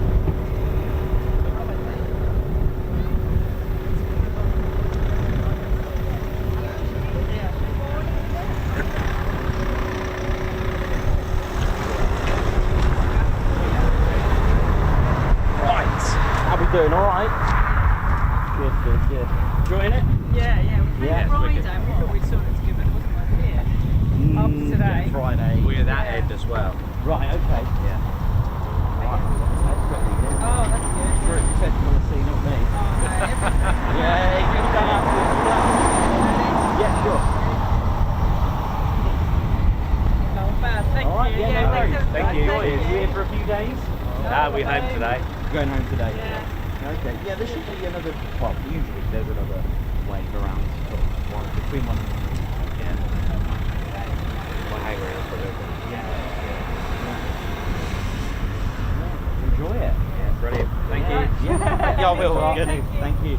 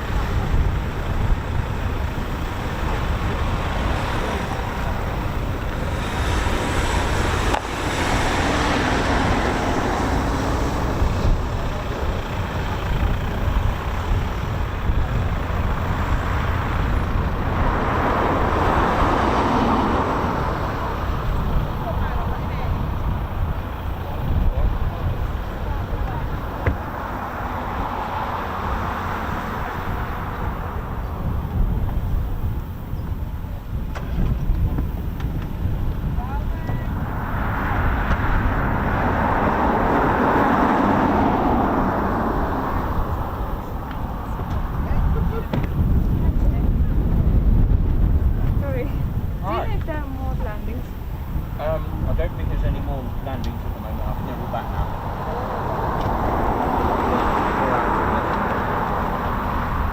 Oh yeah, nice meeting you. You too? Yeah, First time? yeah. First time here. Yes, but we used to watch some of your Oh, thank live. you. Yeah. Yeah, so that's fun now, so it could be another 2-3 hours. Okay. Okay. Hopefully, fingers crossed. Yeah. Nothing certain, it's just we hope. But that's usual. Okay. Yeah. Do you live nearby? So you just come here often, right? Yeah, once or twice a week. Okay. Yeah. Nice. Nice day anyway, nice weather. Yeah. Yeah. there is. Okay. Nice meeting Nice you. meeting You too. Have a good day. Yeah. Enjoy.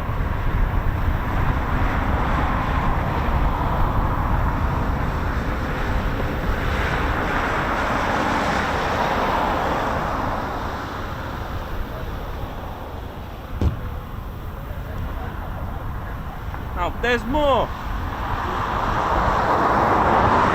I lied. There's a few more. Initial. I think there's more. I lied.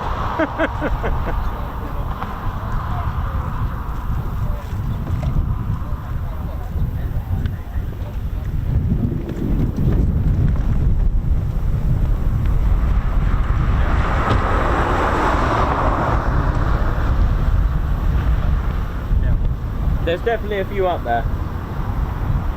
I can hear them on the radio, but I don't know whereabouts they are.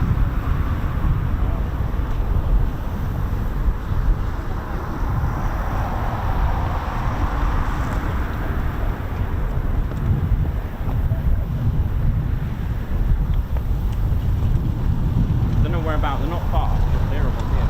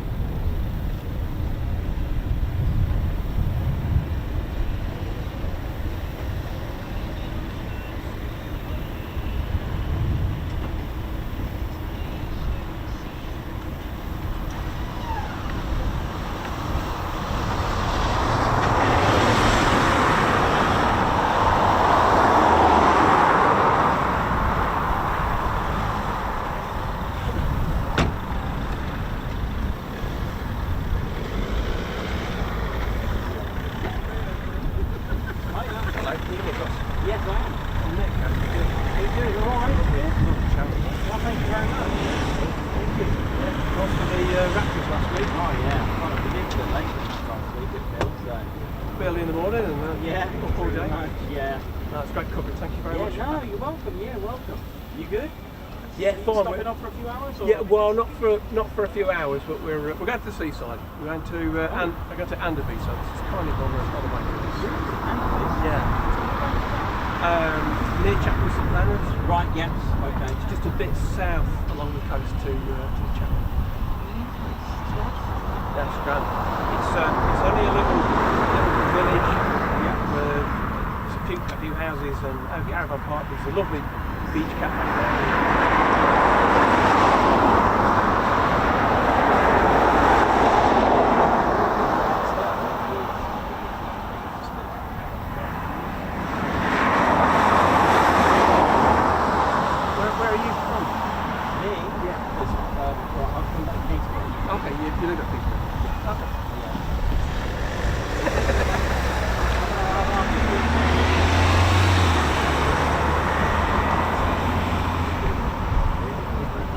Are you out every day in the week? Yeah. One place or another? Yeah.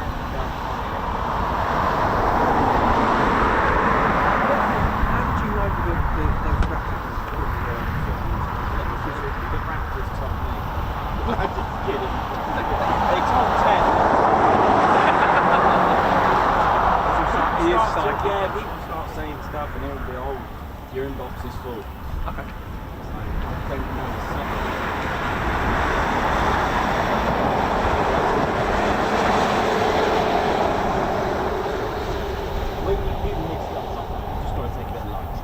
Okay, true or not, it's worth a shot. The way me and my friends seen it, we'll go to Layla. Worst case, we see F-15 and F-35.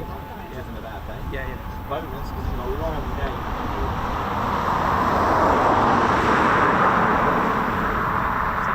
Yeah. I just look, we'll go there for the day and then just see how it goes.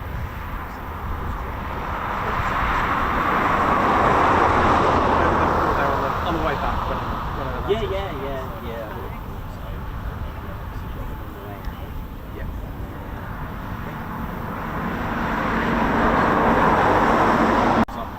Get down now and say thank you to those people that did that. Give me a shout out to Nick Walker at some stage. Nick Walker? Nick Walker on the I'll get Chute to do that. No worries. Nice one. Off to Chapel St Leonard's. Yeah, or near there.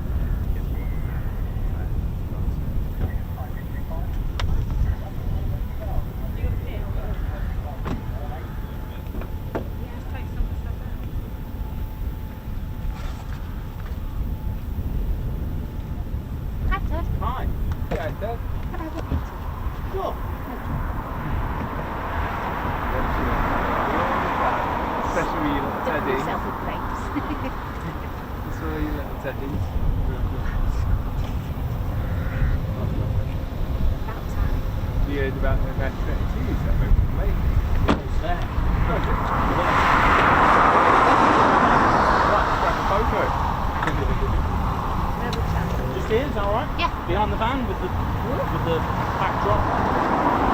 Make sure you get the back here. No worries. How you doing? All right.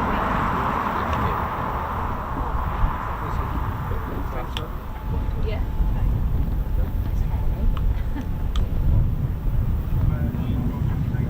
All right. No problem at all. Enjoy your day. And you. No worries. You got one? Oh, Yeah. God, Oh you yeah, want- sure. I'm not good at it. Because they've got the out as well. How do you- Oh, nice. How do you do it? I can't see. Okay. This doesn't turn out, does it? It's not.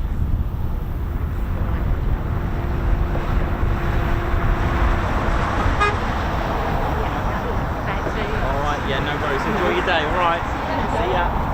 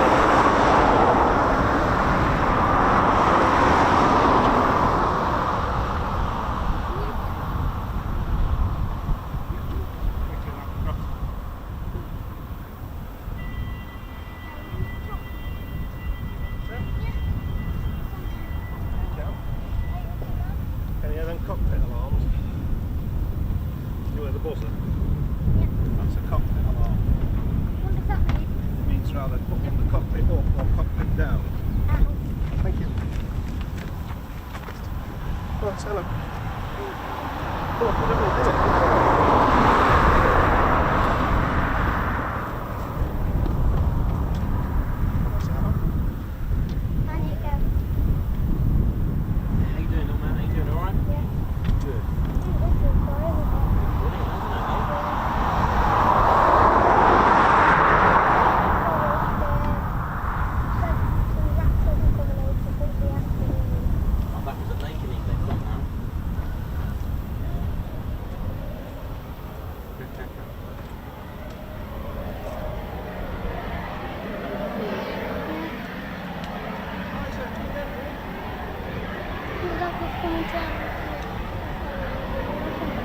Okay, mate.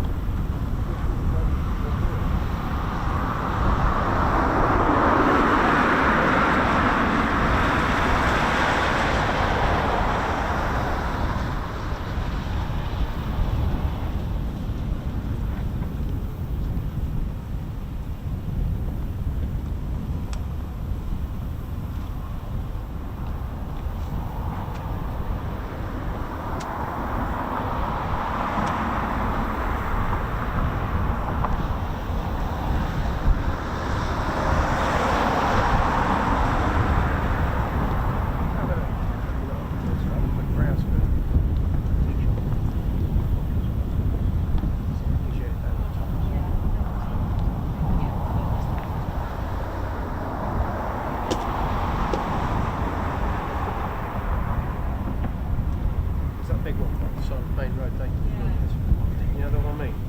Yes, I think I do. It's like a big old. That's a warehouse.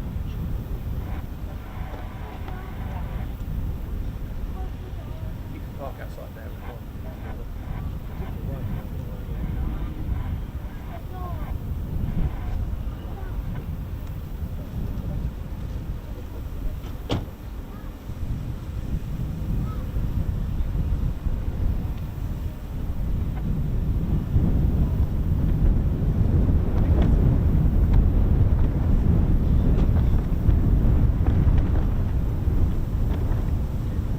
It's like they're open sort of until about 4 or 5 today. Yeah.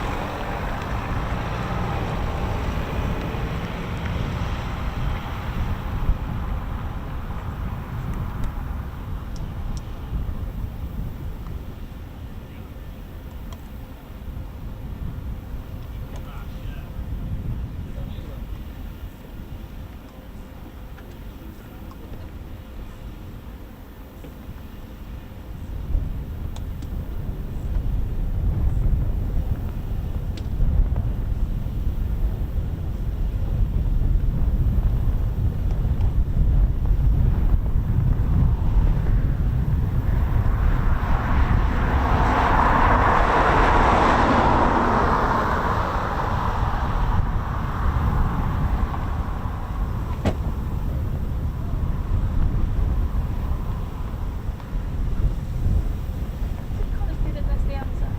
No, it's size. We went past it.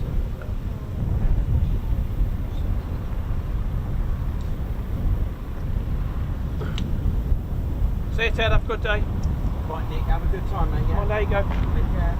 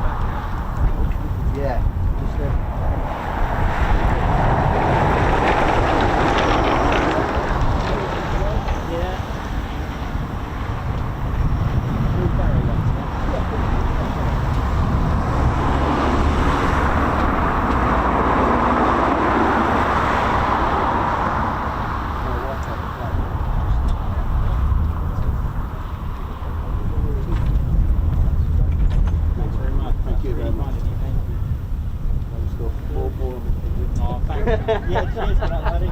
You're welcome. Don't forget to remove your bearings before That's flying. it.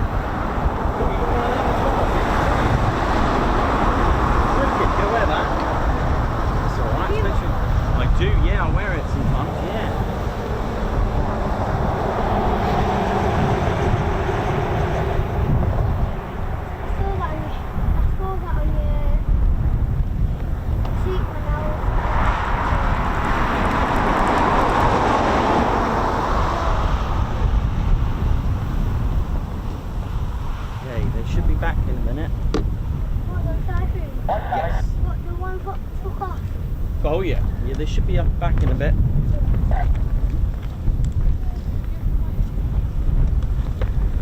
How we doing, ladies, gents and teddy bears? Hope we're all good. Right, that's better. Goodness me, it's certainly a warm one. We're not used to it here, are we?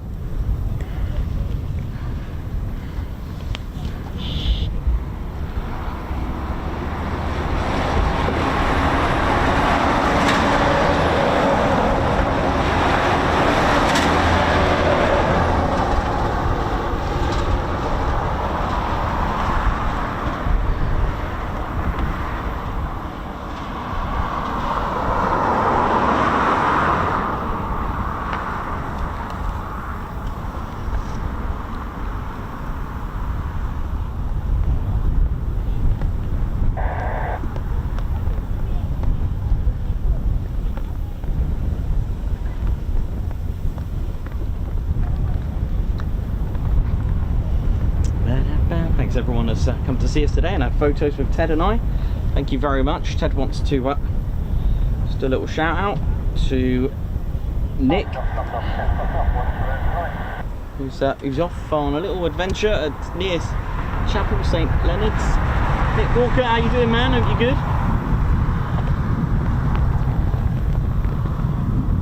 See the wind there, it's blowing quite strongly. But we are fortunate that it is in such as they're using runway 07, which is quite nice.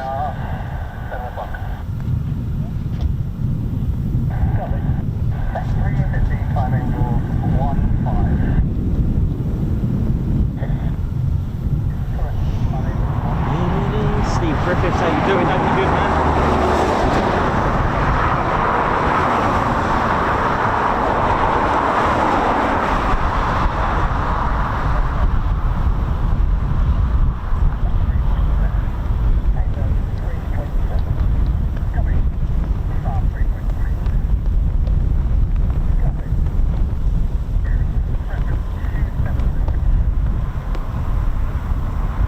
Everyone who's tuned in today, thank you very much. Lots of you in the chat, hope you're good. Right, I'm in. I'm going to scroll back as far as this will go. Selwyn Owen, how you doing? Hope you're good, man. Hope you're well. Chris Morton, hope you're good. Lorraine at the Matic. Ramblings, Davey, Chris Morton. Arthur Jackson, hi. Fred Vernals, oi oi, Margot. J Dog. Rising, overall good. Alex Black Cat, Jonathan McD, Captain A, LEJ Approach, Davey, Steve Rowe, hope we're all good. Welcome to the Ted Coningsby channel. We're live here at RAF Coningsby, Ted's home. Gucci Man, Chris Bloxham, Pilot Delta Victor.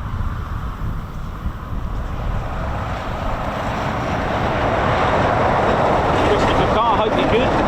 Scorcher, oi oi to you, man. Hope you're well. Colin Spring, Simon Watchorn, hope you had a good birthday. Peter Atkins, thank you very much, Peter, for that. Lovely. Quinton, how you doing? Oi oi everyone, how are we all doing? All good. So lots of you reminiscing the memories from Blackpool with Moggy. Got to see Moggy display. Hope you enjoyed Turbo's finest of displays. Hopefully the weather played all right.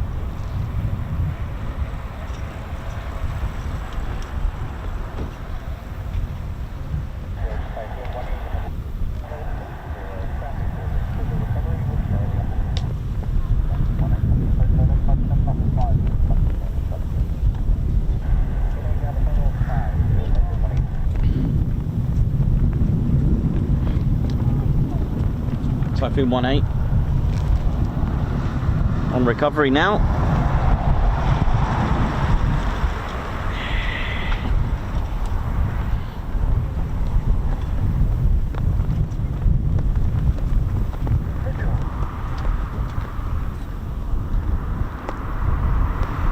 Yeah, we should have course line Typhoon 18 very shortly.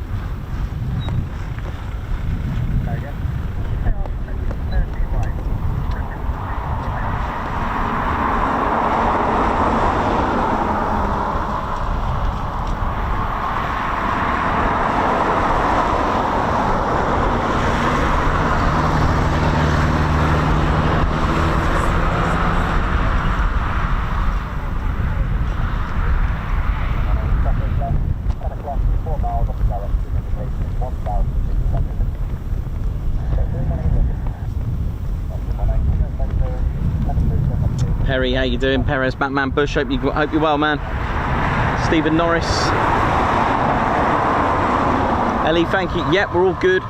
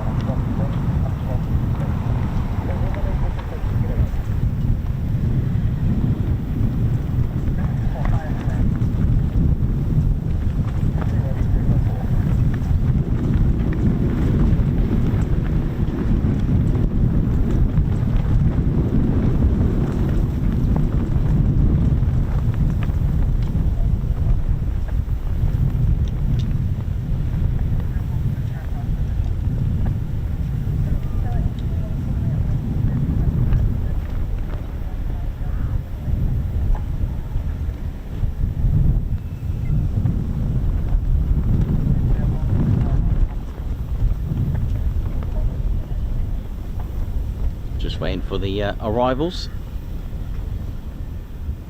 Nigel Edwards, greetings to you. Alex had a sensational weekend. We had a really good time yesterday at Duxford. It was brilliant, and Ted had time of his life, I think, as well.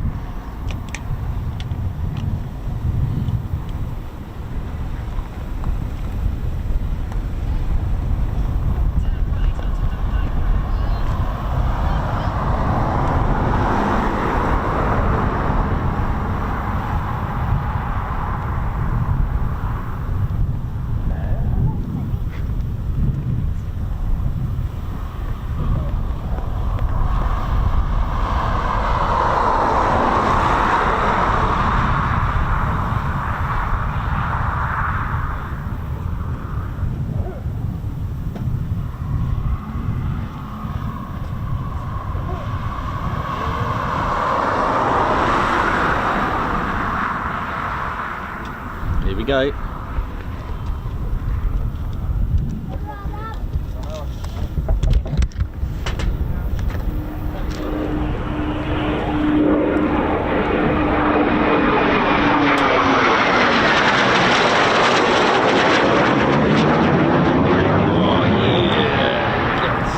this, hey.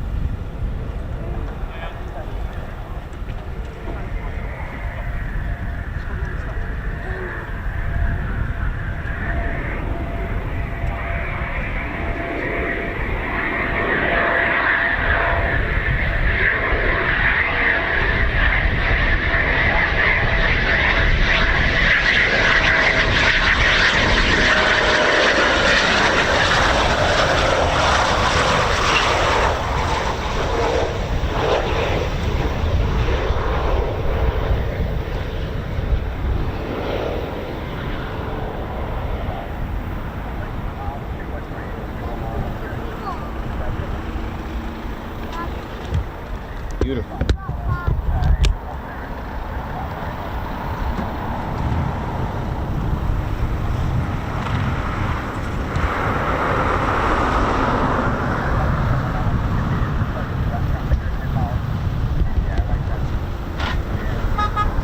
Oi, oi!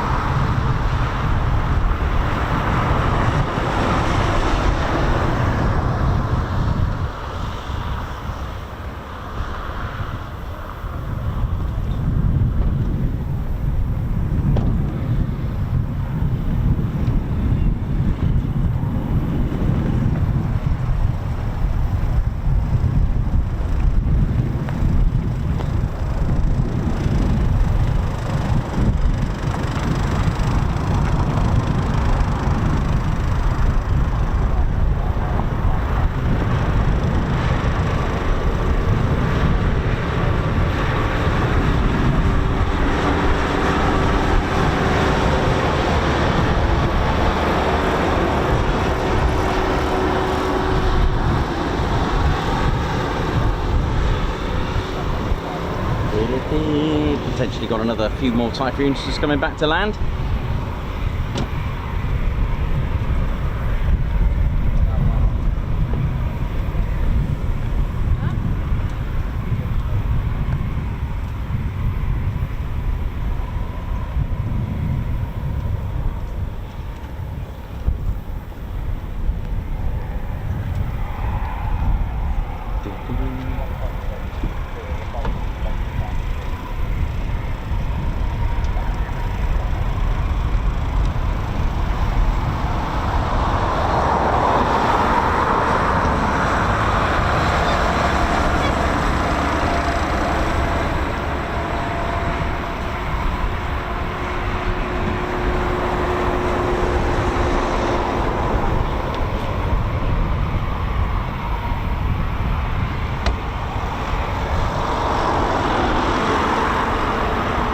Watching the Ted Coningsby channel. We're live here at RAF Coningsby. How we doing? So we're pretty much on tour midweek, heading for Eastbourne. No idea what that's going to bring, but hey, we're off. We're doing it. Why not? See what adventures this brings us to the channel, eh?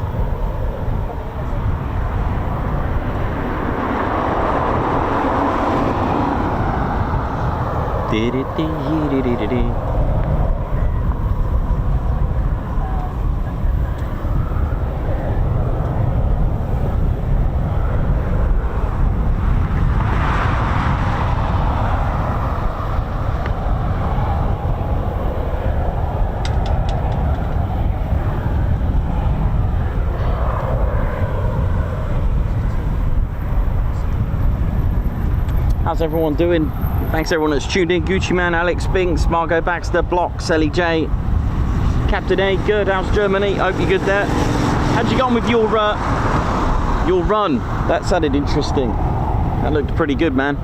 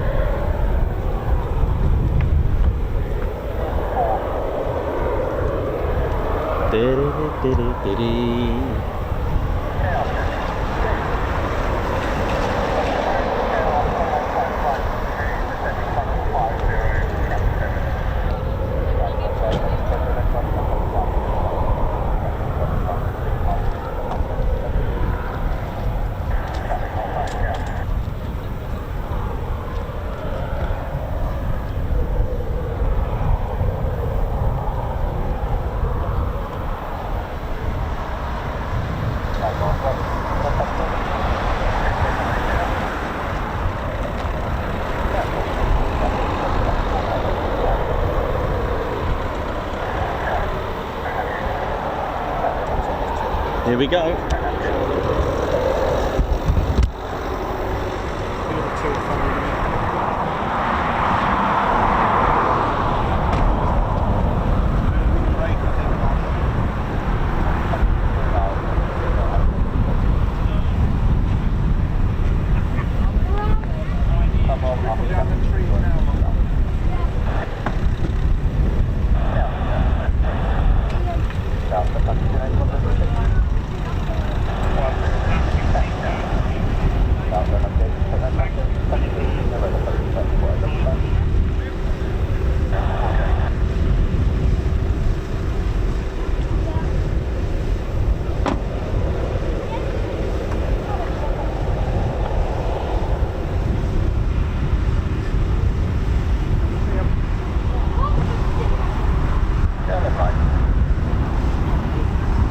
Fighter squadron, here we come.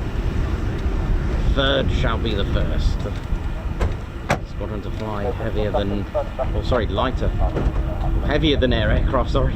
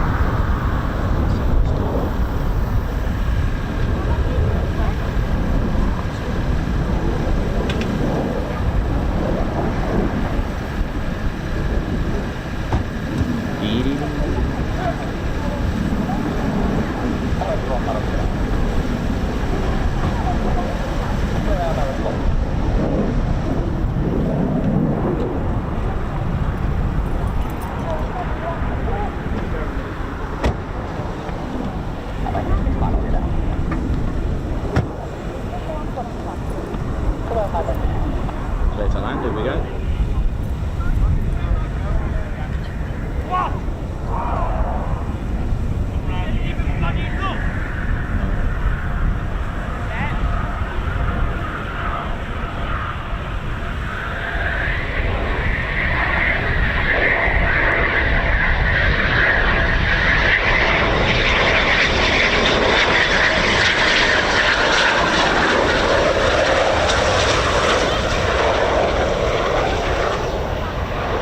Although got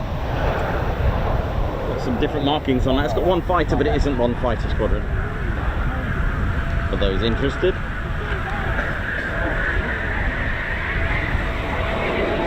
one's got the traditional fighter squadron markings.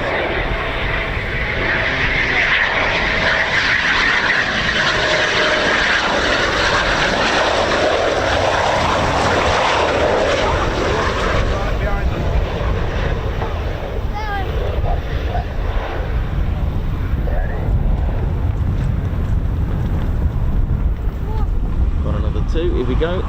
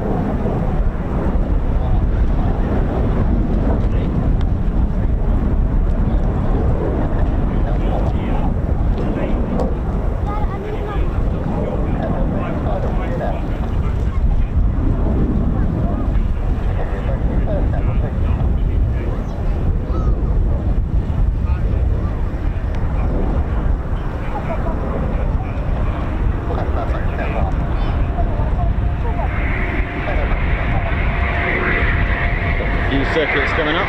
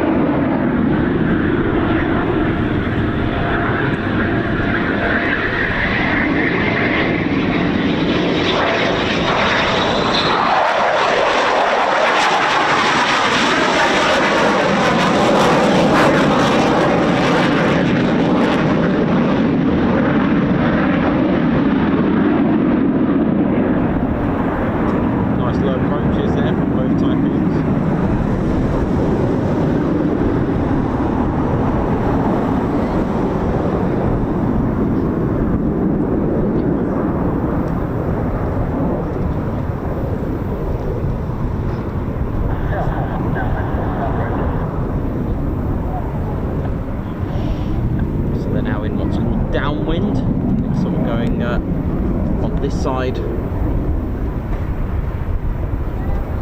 of the circuit, going the opposite way of the runway in use, if that makes sense. It's called downwind.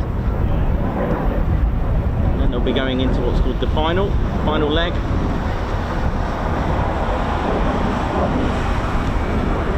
Final leg of the circuit.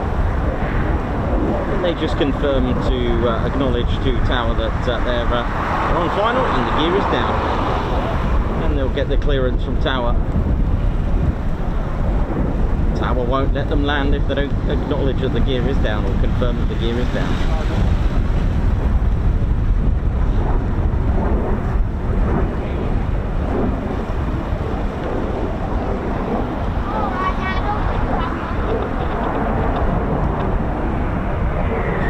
Challenging winds up here. I don't know if you've got some gusts and winds where you are in the country.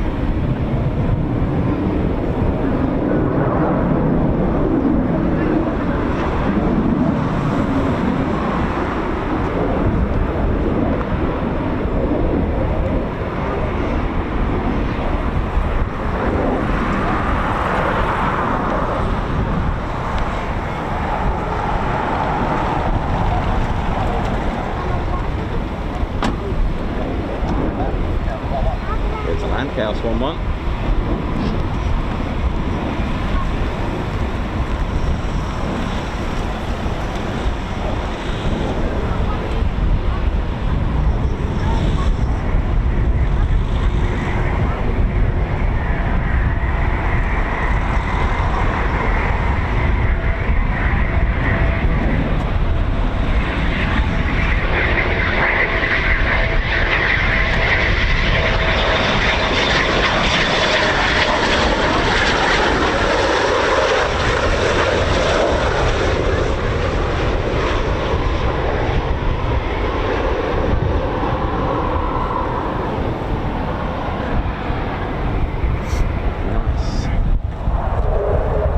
This is our last Typhoon of Wave 1, extended Wave 1.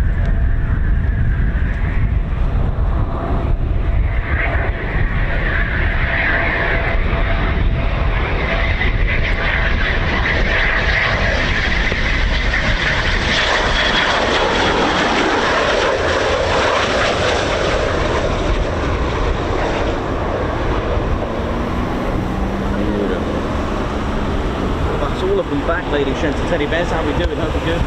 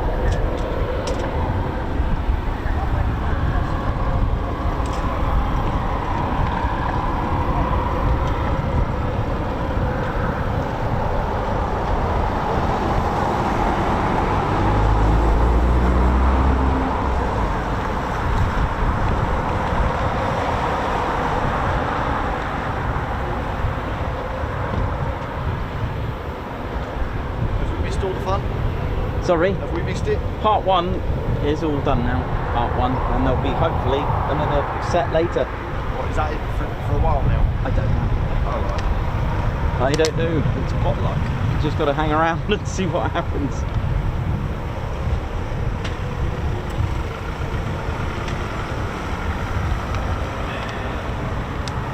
What are we doing, ladies, gents, teddy bears, Ted Coningsby channel. Live here at Ted HQ. Hope you're enjoying the day, wherever you're watching from in the world. Good day, good morning, good afternoon, and good evening. Welcome to the show. Wind just slightly changing a little bit, but still enough for 07, so that's good for us.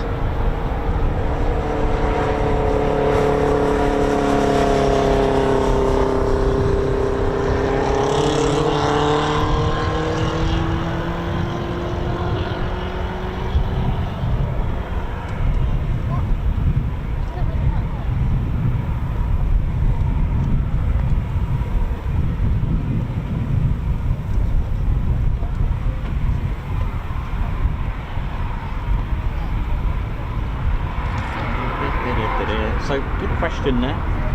So, about the gun port, I'll show you. I can explain about the gun port. Seen a lot of photos. Right, so the positioning of the cannon, the 25mm Mauser BK 27mm cannon. Wow. That was, yeah. Oh dear. Just bear with the emotion going on now. Any bad language, I'll try and just shout over it. Oh, what's going on here? Sorry. Oh dear. Oh, chaos. It's turning into a bit like Grand Theft Auto Vice City right now at the moment. Anyway, right, all done. Okay, so So can you see on the just below the XXX and the round on the XXX marking there on the fuselage, just below that there's a grill, and that's where the grill is for the cannon, all right? But the actual cannon is just below that grill, right? Where the wing starts is in there, right on that bit there. I'll see if I can get in a little bit without being too, you know. Yeah, let me get out of it. Right, so there is actually a little oval cap, right? And then if you've seen photos of that missing, so it's like a big hole there, then it's been fired out. They get replaced all the time. So when it's there for the first shot, it's done so that they don't get anything trapped in there before takeoff or anything like that. So once they fire the first shot, that is, I think it's made out of like porcelain or ceramic or some sort of description like that. It just gets obliterated on the first shot. So if you see one coming back, potentially it's fired some rounds.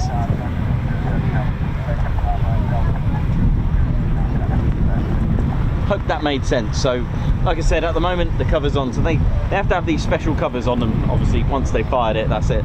Typhoon doesn't really need the cannon, but it's there for all worst case scenarios or warning shots or any light vehicles, because at the end of the day, what's the use of a cannon if you've got a BBR that can detect fighter jets 160 kilometers away, or even larger aircraft at 300 kilometers away?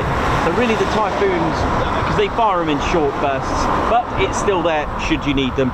You know, good for sort of warning shots, that kind of thing, to fire at lighter aircraft, or, you know, worst case scenario, you've completely spared out all your ammo, your bombs and missiles and rockets, and all you've got is your cannon. You've evaded SAMs, and then you're engaging into a very close combat dogfight. Then it's there at the end of the day. They still need training on it.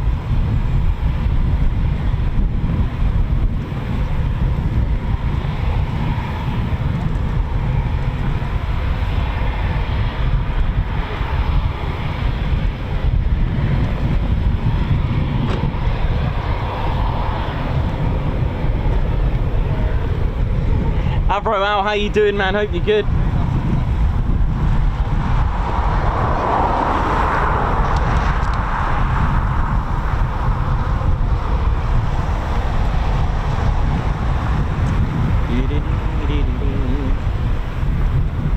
So on the little bit about the intakes as well, due to the Typhoon setup. Now the Typhoon actually is very clever. It has, on the intakes on the bottom, it has these lips, they're little flaps. They control the amount of air, or the control of air that's gone into the intakes. And just above the intakes, it's almost like a scoop.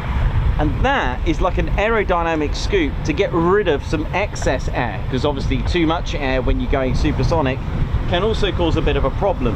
So it's got a special scoop to push away any excess air when going supersonic on the intakes there. Again, it's an S duct, so you can't actually see the compression engines if you were to look straight in. They're a little bit higher up because of the S shape, done so to be undetected on as far as the compression blades are concerned, which give off heat, which are tracked by radar, or the heat is anyway, that kind of thing as well. You'll also notice the radome slightly different color on the nose there. Inside they got some beautiful parts of Marconi's amazing detection to give the Typhoon that exceptional BVR that we were talking about. EA Systems, Leonardo,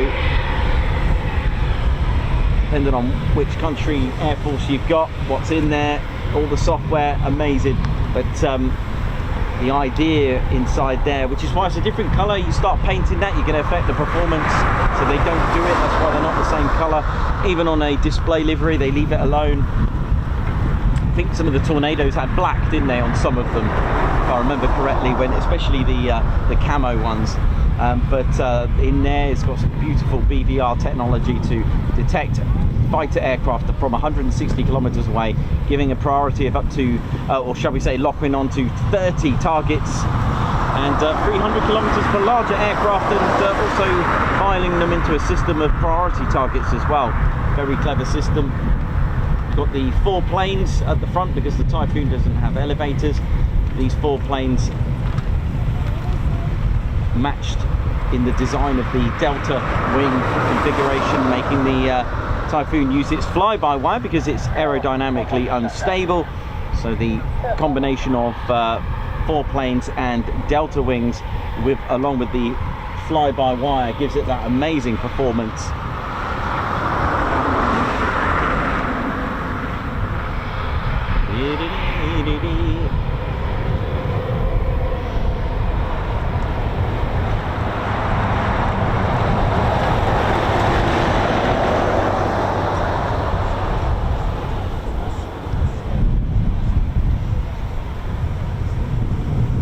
Jakey, congratulations. Just seen the news on there for you, well done. I think that's our first announcement of that, of someone becoming a father live on the Ted Coningsby channel. Nice. Mike Wizard, how you doing? Synchro Tones, how's it going?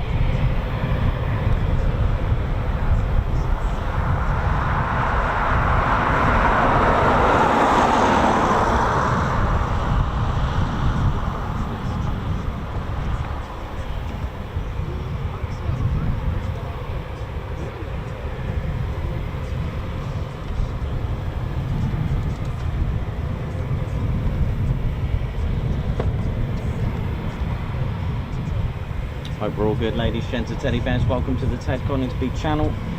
Hope you're good there and all.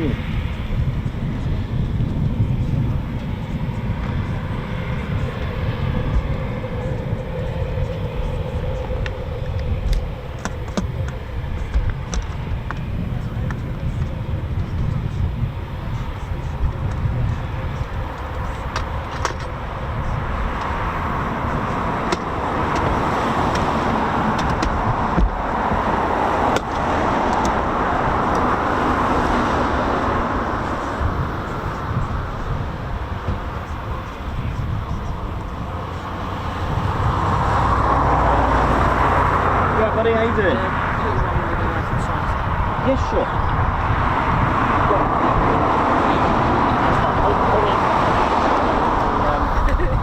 Should have one down in the cabin down there. How you doing? All right? Yeah, I think we see you last year. He's cooking. Yeah. Oh, really? Yeah, we were there last time. Oh, nice one. Oh.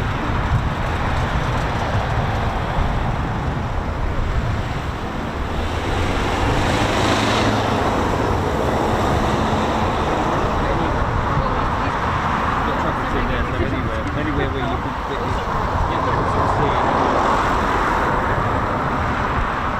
Granddad likes watching the videos. Well, He likes watching the videos. David likes watching you. Yeah, you like stuff.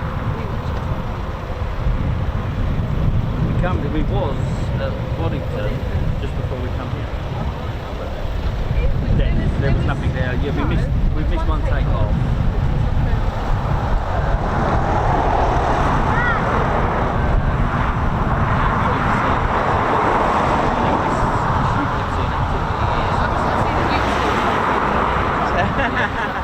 Oh yeah, nice one. Yeah, no, it's been pretty good. Wave one's complete, so just waiting for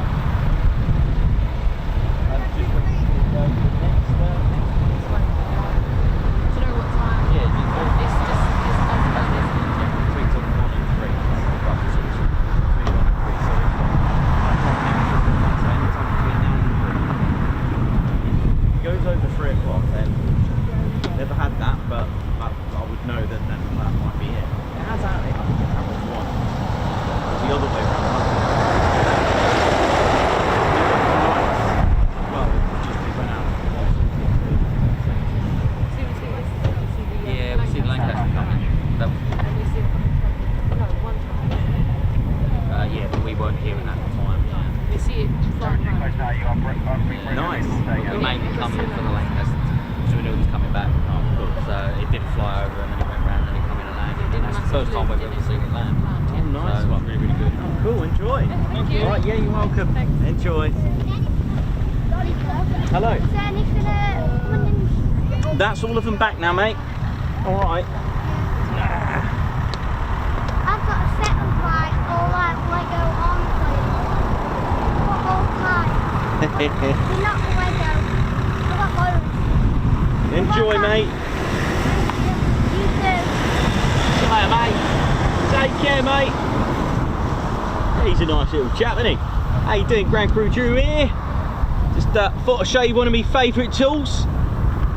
This spanner does them all, mate, I tell you. My name's Grand Crew Drew, part of the Grand Crew. How are we all doing? I use this all the time for my BM. That's right. A good old 10 and 11 mil. Should sort my BM nicely. That's right, I've got a BMX. That's all good. It's like cycling around here, just on my break now. Just thought I'd show you some of my tools. You look at this. Do you like that? Fixes everything, you know what I mean? You know, if you're just feeling a bit musical, you know, start to, you know, playing on the old drums there. How's it all going? Current bun's a bit shy, isn't it? Unbelievable. It's only August, ladies, gents, teddy bears, but well, we're all good. But yeah, just thought I'd go on my break, just head off to the sweet shop while I can. Wave 1 complete and all that. My name's Grand Crew Drew, nice to meet you. Hope you're all good. But yeah, just hope you're all loving the show. The Ted Coningsby channel. Make sure you hit that like button, whether you're watching it on the old wobbly jelly or your dog and bone, or your lamb chop. Don't forget, it's a busy road, busy frog and toad with the old jam jars and stuff. Gotta be careful.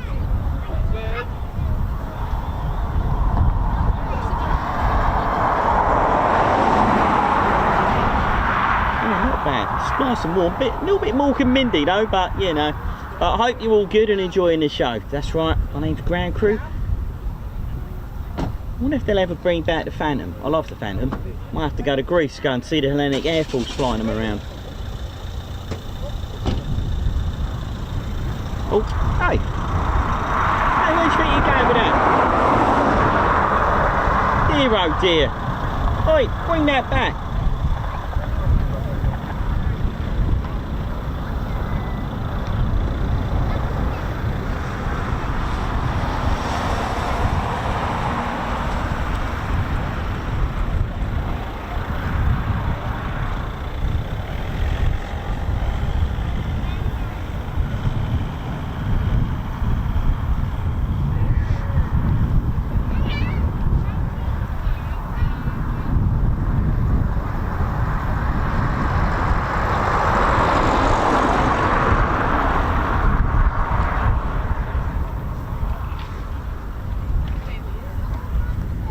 Going on round here now.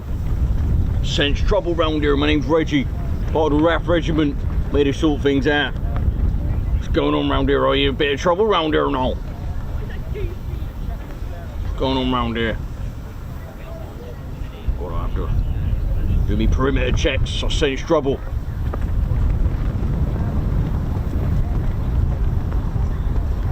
Reggie. Oh, right there now, Grand Crew Drew there now. What are you doing round there? Yeah, I'm alright, I'm alright. Red Ted's borrowed me spanner. Just wondering if he needs it for anything. Oh, it's starting to rain. Oh, it's alright, don't worry about the rain there now. Nothing like a bit of chucking on a kebab, can't fix that.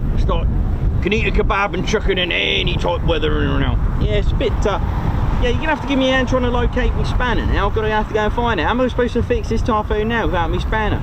Alright, leave it with me, I'll go and find it for you. Thanks a lot, mate.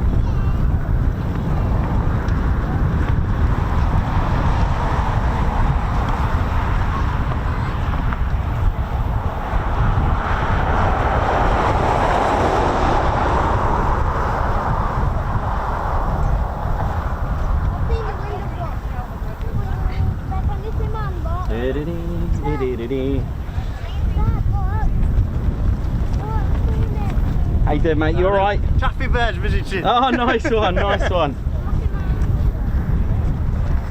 Oh, you!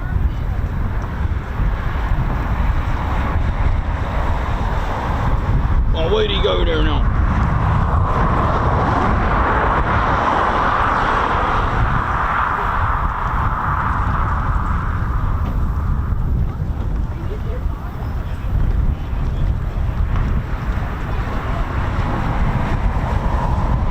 Give that back there now, it's not yours. I've got to give that back to Grand Crew Drew there now. Thank you very much there now. What are you doing with this spanner anyway? Oh, I see there now, okay. Right. Got to be careful. Oh there, sorry about that fellow there now. like.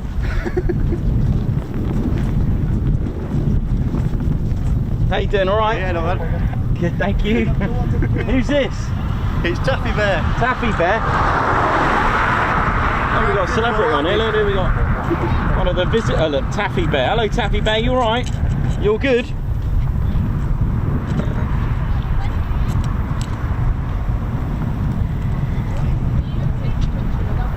One of our visiting bears that come along. Where's he come from? Oh, he's from Lincolnshire. From Bimbro. So he's going to have to be careful with Red Ted. Red Ted's up to no good. We're going to do a guard's march. Nope. Off he goes. Thank you very much for bringing him on the show. Oh, thank you. Yeah. Oh, nice one, buddy. Thanks. We'll get Red Ted to... Well done, Red Ted. Thank you very much for these. No worries. Nice one.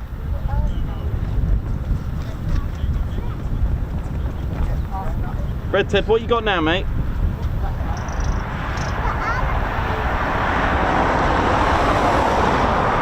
Red Ted's looking a bit gangster now. He's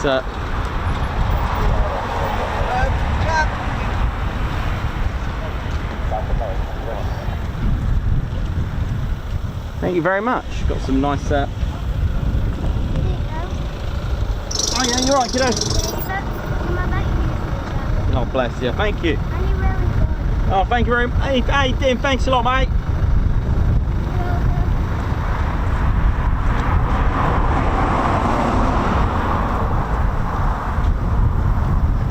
And where's me spanner? Hey, wait, here's your spanner there now, son. Thank you very much there now. Yeah, he needed it for a plane. It's a pretty little plane there now. Ah, that's all right if he needs it. He could have just asked, I would have lent it to him, but oh, here comes that current bun. Oh, it feels like we're on holiday now. Nice. Oh, it's all right there now, isn't it there now? Yeah, it's pretty good. Right, best be back going off to fix the Typhoon there. All right there now, see ya. Come on, there you go.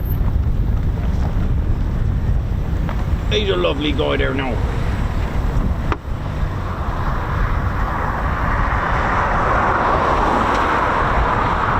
I hope you're enjoying these pretty little planes, isn't it there now? They're quite pretty, flying around, making a little bit of noise. One of them's a little bit more prettier, isn't it? It's got a little camel and a few lines there now. Right, I'm off. Best behave yourself.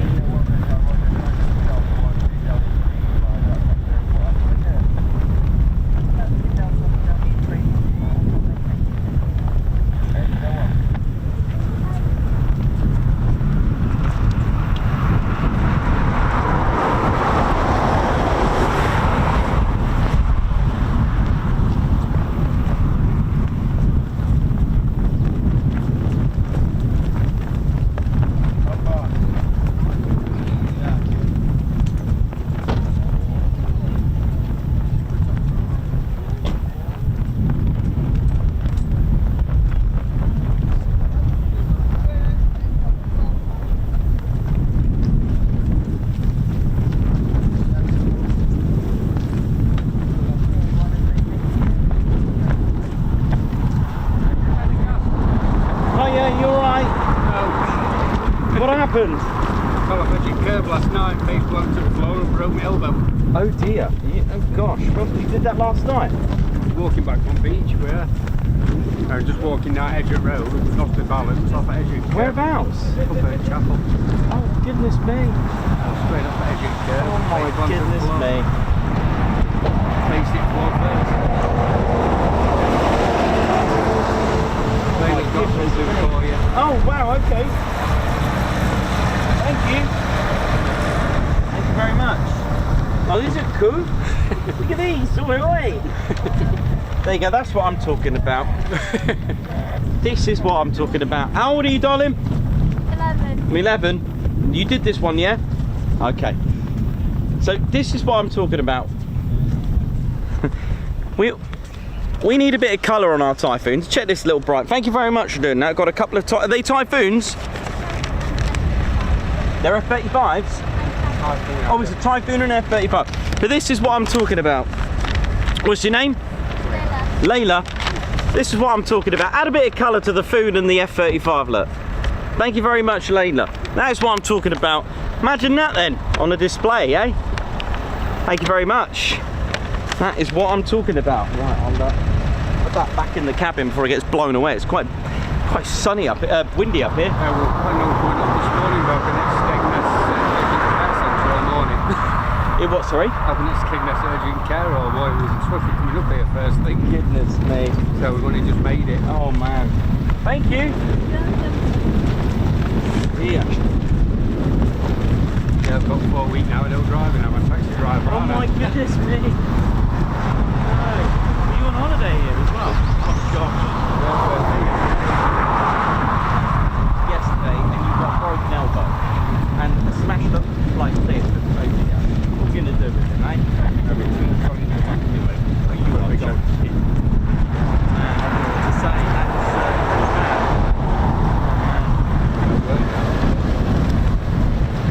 On holiday and injured. You're going to have to just stay here for a few weeks, then, aren't you? Okay?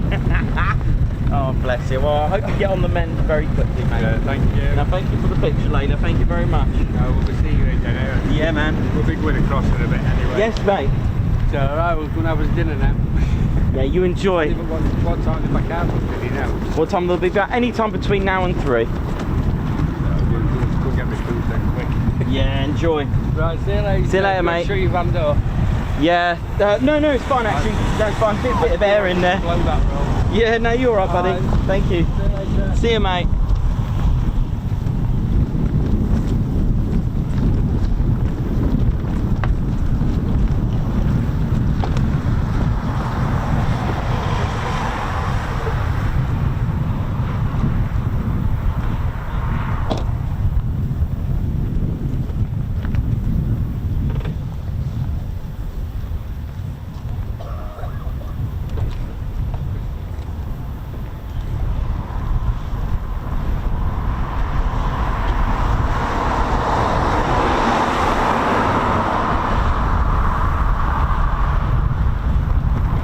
Yeah, we've had some lovely performance takeoffs today. How are we doing, ladies and teddy bears? So we've got a little bit of a break at the moment for the next departures. I would have thought should be maybe, like I've always told people, once you've got the first wave, all the jets back, or aircraft back, it's usually around 3, maybe between 1 and 3, but nothing is guaranteed though, nothing. That's the way it is. So yeah, I hope we're all good, and especially on a day like this, so don't forget to stay hydrated, because it can catch up with you. I've got plenty of fluids here, plenty of water, some drinks there. So yeah, all is good, ladies, gents, teddy bears. Welcome to the Ted Coningsby channel. Welcome to Ted's home, RAF Coningsby. Welcome. We're looking at a base that was built in 1940, so that's after the Second World War began. So it was built during the war, and lots of plans have been put in to... Oh, hang on. Hang on. Good timing actually for this sort of time period, with the Lancaster being pulled out.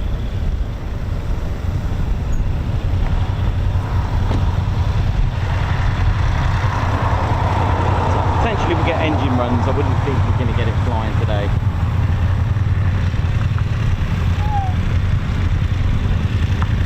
Just keep over it for a minute, get a little bit more glimpse.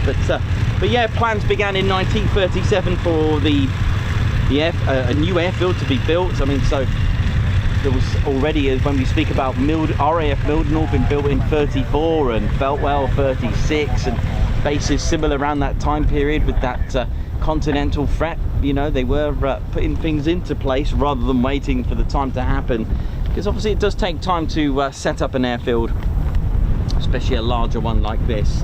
But plans began, and land was purchased by the Air Ministry, and RAF Coningsby was to be under the command of number 5 Group, which happened to be formed and first of all here with grass runways. But number 5 Group, interestingly, were actually headquartered out, first started at RAF Mildenhall, but and that was on the 1st of September 1937, but later moved to Moreton Hall in Swinderby in Lincolnshire. Just up there in case we get anything. It would be nice for it just to pull out just a bit more if they can. That's a shame that we can't see it totally, but there we go. How we doing, ladies, gents, teddy bears? Hope we're all good. But yeah, not, you know, finally, you know, so the invasion of Poland in on the 1st of September 1939, and then 2 days later, like I said, it was time for the start of the Second World War. And with a year later, RAF Coningsby was built, and on the 4th of November 1940 the base opened, and being part of number 5 Group, the base was originally built with grass runways. I guess they are quite quicker to do that, and with certain aircraft it did pose no issue at that time. So don't forget, aircraft technology and fate of engineering, and you know, the evolution of certain bombers, you know, it takes one aircraft to develop another, and so on and so on. And first to arrive here was with 106 Squadron on February 1941, and we had 106 Squadron, and the markings there was Zulu November, so ZN, and they were the first residents at RAF Coningsby when they arrived. And a following month they went straight into battle with raids over Cologne, so they didn't take long to come here. But like I said, first with grass runways, and the 106 Squadron were operating the Handley Page Hamdens, which was nicknamed the Flying Suitcase because of the fuselage was 3 foot, and if you've ever had a look at the design and the way that the pilot was just above into their own cockpit, it posed an issue that should the pilot got injured or hurt or demobilized or the worse, then the fact that it was almost impossible to take over the aircraft. So, you know, it's one of those things where designs, as they progress during the war, then leads to better design and aircraft. Joining the squadron was number 97 Squadron as well. They came a month later after the raids of Cologne, and 97 Squadron, with their markings, they had Oscar Foxtrot, and their aircraft was actually just before this Lancaster. It was the Avro Manchester. Now this was almost like a two-engined version of the Lancaster. Of course, the 4-engine Manchester then led on to become the Avro Lancaster, but it had a bit of a reputation, the Avro Manchester. 106 Squadron did later also operated the Avro Manchester, and like I said, it had a bit of a reputation, and a lot of the stories that I found with the Avro Manchester was actually quite sad, really. Some of the sacrifices pilots had to make, and even, you know, when we move on to the Lancasters, but sadly the 2-engine just wasn't enough. It wasn't powerful enough, and should you get one engine you know, shot, then it poses issues. And I heard, you know, I was reading a lot of the stories, especially one at RAF Luffenham, when a raid over occupied Europe, the pilot, in most cases pilots would just let everyone bail out, and they would be the last. But usually on the Lancaster, the rear gunner, you know, tail end can also pose a bit of an issue as well. They were usually ones to face sad times as well, because at the end of the day, frostbite was one issue. A lot of these bombers, a lot of these you know, rear gunners would suffer a lot of frostbite, being exposed to -16 or worse. It's quite shocking stories that I've been reading, but a lot of these men were just so mindset in the mission that they would just, you know, for us as a civilian, we, you know, if you've ever been in a Lancaster or a bomber, then you'd kind of zone into the fears. But I think in a military mindset, especially when these young men, a lot of them lied about their age and been training with the operational training unit when we needed pilots and crew, I don't think there was much. I think a lot of the checks were kind of overlooked. You know, it was, you could get a pen and paper and say, my mum says I'm 18. But, you know, I've read a lot of stories like this, but it is, you know, it is something that these brave men, is something that this channel will never forget. We won't forget Bomber Command, because this is Bomber County, and we will always remember them with our channel, because our channel streams the present but remembers the past. And when we come towards the end of the year, I'll be making more of our lost airfields and visiting like memorials and things like that, like we do. And I'm working on something in the background, something quite special for you, so hopefully I'll be able to bring you that. But nevertheless, we move on and we never forget. But in 1942, 106 Squadron had a new wing commander, and just aged 23. You all know him by name, and Wing Commander Guy Gibson was here commanding 106 Squadron as well, ladies, gents and teddy bears. How cool is that? And the squadron were awaiting their new Lancaster bombers, and it was 97 Squadron that actually received the Lancasters first before them. But the actual first squadron, so 97 Squadron were actually the very first, they were the second squadron to receive the Avro Lancaster. And interestingly, number 44 were the first ever Avro Lancaster Squadron, and they were based at RAF Waddington. Lots of flying ops began. Guy Gibson got himself flying back in. In fact, it was noticed by the Air Ministry as well, and Bomber Command, and he was recognised, and morale boosted very much so. And even he got himself back. He was a bit ill, Guy Gibson, during the raids, the 1,000 bomber raids, which were 3 night bombing raids, but he did manage to get himself flying back in there. Now, as we talk about grass runways, and if you familiarise with yourself with the traditional Class A, it was called, the traditional, it was almost like an A shape. The thing is, as we start to upgrade aircraft, the Lancaster bomber wasn't really suitable, heavy bombers really suitable on grass runways. And I was reading about a decree that, you know, the Air Ministry put into place to start upgrading runways with heavy bombers to concrete or hardened runways. But if you're going to do that during a war, during war, then you've got a bit of a problem. You'll need to do them strategically and carefully when you do that one by one. So RAF Coningsby was actually chosen as well to have these hardened runways, and like I said, this meant temporary closing. So while this was done carefully, when it closed in September 1942, the 106 Squadron moved very temporarily to RAF Syerston.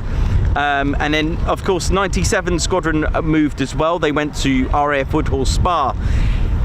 There were a lot of delays. It wasn't supposed to take as long as possible. So in the end, 106 Squadron found a new home, and Guy Gibson and his men, they moved to RAF Metheringham. If you ever get a chance, go and visit the Airfield Heritage Centre, the museum there. It's absolutely incredible. And outside the complex, you can actually go around most of the original airfield, most of it.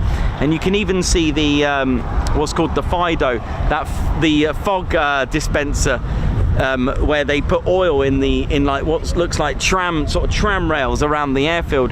They actually burnt off fog using oil and burning it and setting it alight. So you'd had runways on fire to actually diminish and evaporate the fog. How cool is that? And RAF Metheringham was one of those stations to have it. The base finally opened in 1943, and the first squadron to come back was actually to come here, of course, were Lancaster bombers, and it was 617 Squadron that actually came to RAF Coningsby first. And then later other squadrons came, 97 Squadron came back, things like this, but 106 Squadron were there until 1946 at Metheringham. If I remember my little bit of history that when I went over there, that was very interesting to find all the artifacts with Guy Gibson when he was there. So when Coningsby finally opened in September 1943, 619 Squadron actually swapped with 617 in the end. So 617 Squadron actually moved to Woodhall, and which is why you get a lot of you get a lot of artifacts and paintings and pictures and stuff at the Petwood Hotel. And also do check out the Bluebell in Tattershall, Thorpe as well. Have a look at that. Some amazing original using the candle to make soot of all and signatures and autographs and writings of the original airmen from that time period. And if I remember correctly, with the blue bells was the actual bell that was ringing during a raid, if I remember correctly. But there we go. But squadrons moved and came back and swapped over. And eventually, I mean, there were plenty of other Lancaster squadrons that were here. Like I said, 619 were here, 97 Squadron were here, but they all moved. And during that period as well, in 43, and as we started to creep up to 1944, we start to get the mosquito. And don't forget, there was a wood rationing in the country, and it was only available to those that were newlyweds or those that had been bombed out of their homes during the Blitz. So the government initiated a wood rationing for furniture stores and so on. And mosquito squadrons began operating out of Coningsby in the late 1944, and they became part of the Pathfinder force. If anyone knows what that is, it's when you kind of like lead flares to mark the bombers when they're about to attack as well. They played that role as well. So you'll have an aircraft dropping like little markers, let's say, so that the bombers can then drop their bombs on the targets. However, part of 5 Group were given an operation, and it was a bombing raid over Bremen, and it was number 5 Group. Now, although Guy Gibson was back at Coningsby, there was a bit of a situation where number 5 Group required mosquitoes to do it. So for whatever reason, Guy Gibson actually went to RAF Woodhall, and there was a lot of talk about which mosquito he was going to use, but the one he used was KB267. Now, sources suggest, although they went out to do the raid, it didn't actually go very well. And Guy Gibson's aircraft crashed at Steenbergen in Netherlands at around 22:30 after the raid. Sadly, Woodhall Spa, it wasn't uncommon for them to know that Guy Gibson was late. In fact, they thought he landed here. RAF Coningsby thought that Guy Gibson landed at Woodhall Spa, but they did confirm that KB267 crashed. And sadly, Guy Gibson's life went with it. Further mosquito squadrons made Coningsby their new home as well, such as 109 Squadron in 1946 and 139 Squadron. Later on, RAF Coningsby was also home to in 1950, the Boeing Washington bomber. Now, it's basically a B-29, and a lot of air forces do this. They have different names for the same aircraft, and the Boeing Washington was actually a B-29, and they served with 15 Squadron, who then went on to fly the very first jet aircraft at RAF Coningsby. And in 1953, so 3 years later after the Boeing Washingtons, the English Electric Canberra flew here with 15 Squadron and number 9 Squadron. So that was the very first jet aircraft. But from when I was reading, a lot of the Canberra squadrons were actually, well, especially here. There's the Lancaster having an engine run. Too good not to miss. I know we can't see much of it, but hopefully we can hear it.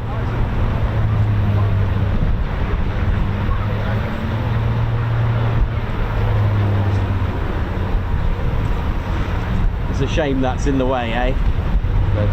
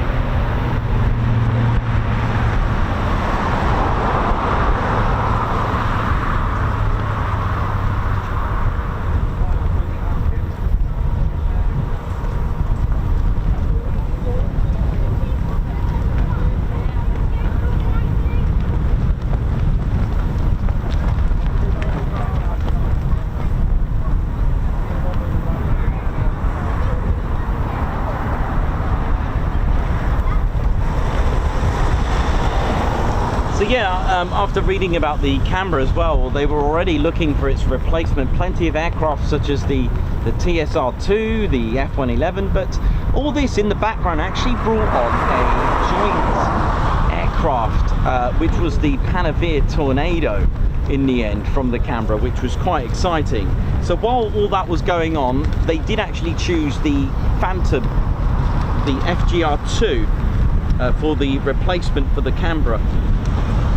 But in the 1960s, we saw the Vulcan force have an influx in its numbers with 9 operational squadrons during the course of the Vulcan force. 1962 saw the first arrival of the Avro Vulcan, and Coningsby was to become a QRA station. However, the visit was short-lived and the Vulcans left for Cottesmore in 1964, so we didn't get to have Vulcans that long. Once the Canberra was replaced with the Phantom, plenty of squadrons came here with the FGR2 in, well, from 1968 as the Spey-engined Phantom arrived. Began to operate out of Coningsby, which most squadrons moved to RAF Watersham, where the base was functioning as a QRA station, just like RAF Coningsby today. We had 228 Squadron, which was the operational conversion unit, 41 Fighter Squadron, that's between 72 and 77. There was also 29 Squadron here, but they actually played a very different role. They were actually a fighter squadron, and if I remember the history correctly, RAF Coningsby's fighter squadron in and out, and it wasn't until in 2003 and 5 when 17 Squadron had their first they were a reserve squadron out at BAE Systems until they became fully functional, and a squadron operating the Typhoon in 2005. I think it was the 19th of May, and that was here, and then followed by activating RAF Coningsby's new operational conversion unit, 29 Squadron. But nevertheless, back to the Phantom, we also had 23 Fighter and 56 Fighter. BBMF arrived in 1976. That's quite nice that they're here in the picture, just about.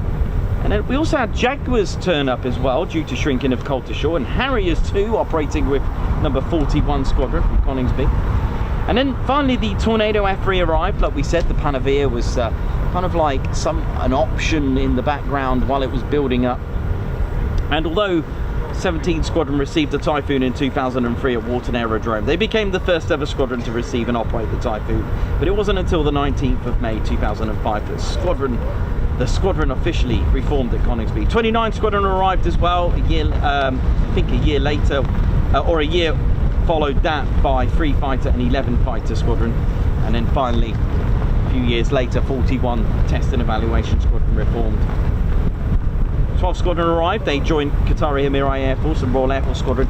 Now they stood up in 2018 but didn't start operating out of Coningsby until 2020. Can't leave it on the Lancaster, well, whatever you can see of the Lancaster. It's a bit of a shame we can't see a bit more of it, but there we go. But yeah, lots of history that we can always go into detail with at RAF Coningsby, with how it evolved into, you know, where it is today. And wow, well, here we are today with 5 Typhoon Squadrons, a Battle of Britain memorial flight from 1976. For those that aren't familiar with the whole process of operational conversion units, so in a nutshell, this, of course, pilots can start off at university air squadrons. So if you have young ones that are interested in becoming a pilot or even ground crew, but for a pilot you're looking at, or at least if you want to take it to a university entry, direct entry as they say, you've got but potentially the way it will work will be RAF College Cranwell in a prefect, and then moving on to RAF Bally in Wales, Anglesey, flying the Texan first of all, and then on to the Hawk T2. And with successful fast jet training, if the pilot is tuned to a career with the Typhoon, they'll come here with 29 Squadron and they'll fly in a unit called an operational conversion unit, OCU. That's what it would be, and it will come here with 29. The pilot will come here with 29 Squadron. If it's the F-35B, then it will be 207 Squadron at RAF Marham. So operational conversion units are not a new thing, as you could possibly imagine. We also had things like operational training units. We also had heavy glider conversion units, heavy conversion units. This is something that I was looking into a little bit more depth, getting ready for myself for the winter to do a lot more a lot more depth about learning the roles of the glider conversion units and heavy conversion units and so on, because when I found out about the raids, there was, when they made, I mean, let's face it, you're making aircraft, but you haven't got the pilots, you're trying to train them, and one of the really sad things that I found was a lot of the QFIs, or qualified flying instructors, would actually go into combat. But then when I find out, as soon as the trainee pilot was qualified, straight into the battlefield, we lost a lot of men from this. You know, and like I said, not all of the losses were in combat during World War II. These young men bravely just making that decision to join the Air Force. A lot of them just wanted to do it. A lot of them didn't know what they were getting themselves in for. And yesterday at Duxford, when I saw the B-17 come back, I was thinking, imagine there was like 12 of them went out. Imagine that feeling of just seeing that one just come back. It's very sad, you know, when we have that. But I was in deep thought, and this is why we must not forget. And if we can bring that into schools, whether they do or not, you know, where they do teach our heritage and history, it's really important that we do, to keep that up, because otherwise, what was the whole point of it? Which is, as blunt as it sounds, that's the way I see it, and it's such an amazing thing that we've got the BBMF right here at Coningsby in Bomber County. And I'm very proud as well that we have, you know, aircraft such as the P-47, the P-51, the B-17 still flying with us, and of course the BBMF's aircraft as well. That unity between the US Army Air Forces and the Royal Air Force as well in here. The way I read about the history at Lakenheath, the men setting sail, I tried to get into the mindset, but you can't do it as a civilian. You need to think military, because I'm sure they have been tuned in to go, this is where you're going, this is what you've been trained to do, now action that training. But you cannot go into a B-17 without thinking, oh my, this is quite scary, because a lot of these raids were in the dark anyway. You couldn't see what was going on, but even in the day, how scary, it's just as scary, especially when you got, you know, enemy aircraft coming, and that, you know, yes, you've got your crew, yes, you've got that bond and unity, but you've got to keep it together. And that is the way a community would work. Even with us here as a Ted Coningsby channel, we keep it locked, keep it real, keep it together, because we are a tight community. We are just like going in we are a special flight, and we do promote and support and remember our past and our future and our present, because soon I'll be doing a lot of talks with cadets. I've been invited to carry out a talk with 17 Coningsby Squadron cadets, because it's the way you deliver it. So, wow. Yeah, I was going quite deep there, but hey, there you go. That's the way the channel is, and I hope you all enjoyed the little bit of history lesson there. Thank you very much. Right, hopefully be a bit more. Oh, is that one of the engines running there? One of the propellers going? No, engine 3.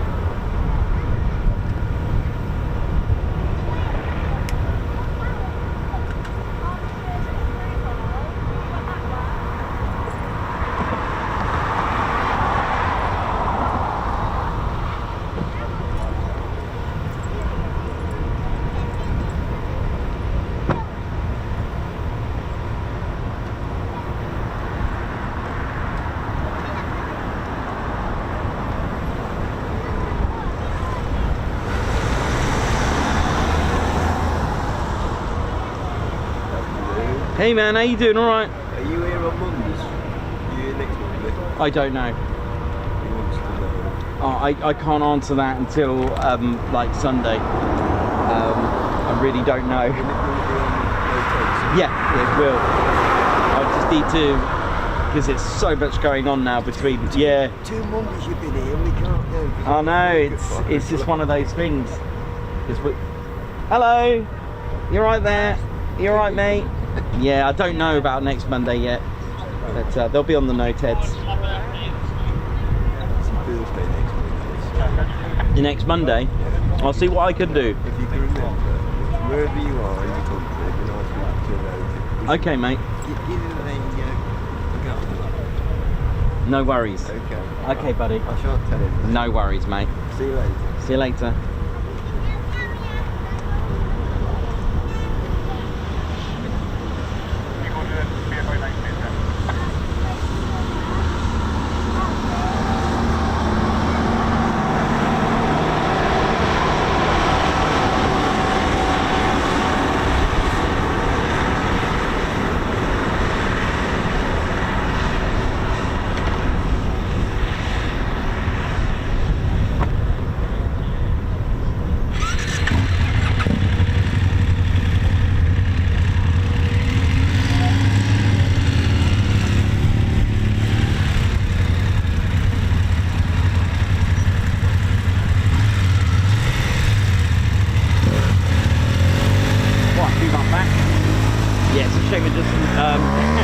Shame that building's there, sadly, from our perspective, but oh well, we still haven't, I haven't personally seen it fly yet this year. All in good time.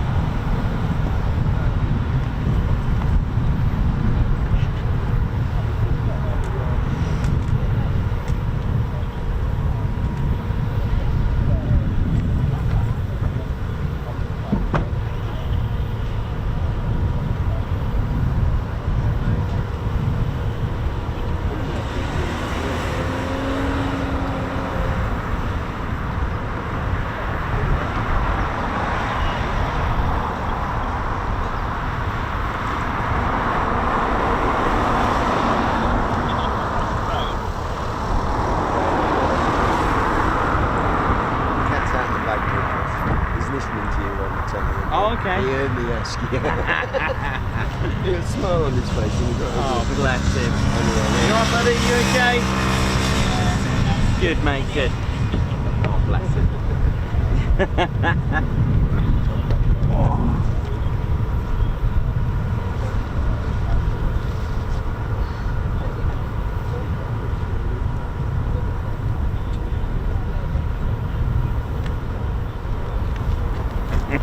Oh yeah, ladies, sheds and teddy bears, welcome to the Ted Coningsby channel membership. I'm Nikos, I'm your cameraman and commentator. This is our squadron leader, Ted Coningsby. Just want to say a massive thank you to all our members. Guns up and oh yeah. Take it away, Ted. Ladies, sheds and teddy bears, we want to say a massive thank you to all of our subscribers for getting us to where we are today. We have gone all over the country, from as far as Lossiemouth to Bryce Norton, and military areas such as air weapons ranges, low flying areas, heritage centres and special flights for TED 2. We cannot do this without your support, and your support will be rewarded. You can now join the Ted Coningsby Squadron and help fund the channel to get us around the country and provide us with the funds for equipment to bring you better content too. We have 3 exciting membership levels with awesome YouTube perks to reward you back for your support. Our first level of membership is the Ted Coningsby Squadron. You'll get a loyalty badge on YouTube, unique TCS emojis that you can use on comments and live streams, members only videos which include behind the scenes, deleted scenes, sneak previews, and also music videos that Ted likes to play the electric guitar on. You'll also get access to members only Discord server and discount on all of our Ted Coningsby merchandise. All of this for just $1.99 a month. Oh yeah. Our second level of membership is the Posh Officers Club. This includes all of the squadron perks, private Posh Officers Discord chat room, Posh Officers discounts on all of our Ted Coningsby merchandise, and the poshness of supporting the TCS even more. This is just £4.99 a month. Our third level was inspired by many of our fans who have been supporting the channel massively. So we'd love to reward you back with this, and our third level of membership is the Ted Coningsby Fighter Squadron. This gives you a more personal experience with me and Ted, with exclusive live streams and content. You'll get a free Ted Coningsby Fighter Squadron patch, a private Ted Coningsby Fighter Squadron Discord chat room, a gold colour Discord username, and a higher discount on all of our Ted Coningsby merchandise. All this for just $25.99 a month. Ladies, gents and teddy bears, the Ted Coningsby channel cannot thank you enough for all your support, and it's this support that keeps the dream, keeps the stream. Thank you so much. Oh yeah.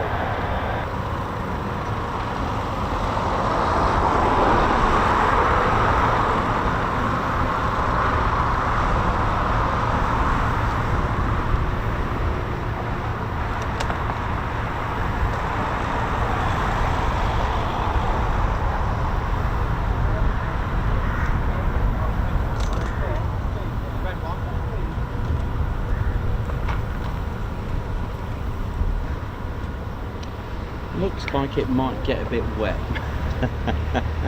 Here we go again. Hey, how you doing? All right?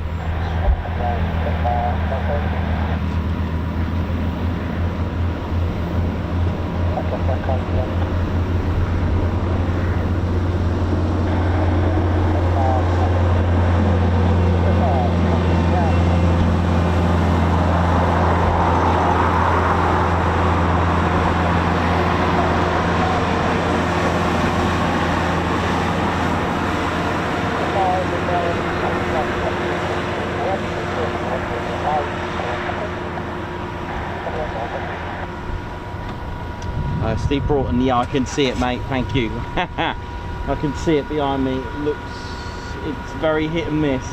There's a lot of it. Look, I'll ping this round. It could get a bit wet here very shortly, very quickly. If I bring this round, it looks absolutely horrendous. Watch this. Welcome. Look at this.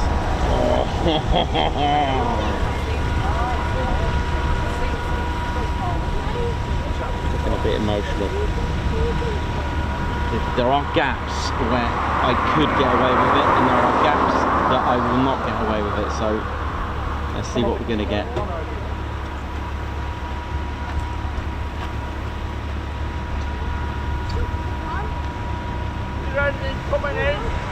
Not yet.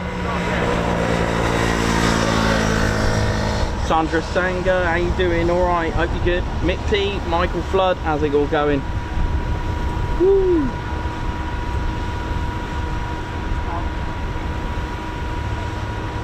Nick Boff, 1244 Swindon ATC, how you doing?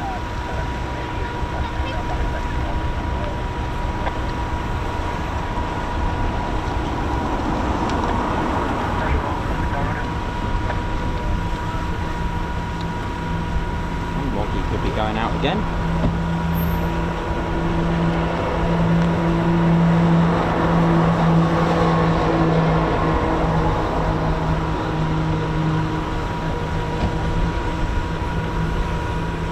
H. McT, how you doing? Robert Brussel, Claudia Roberta Oliveira e Silva, how you doing?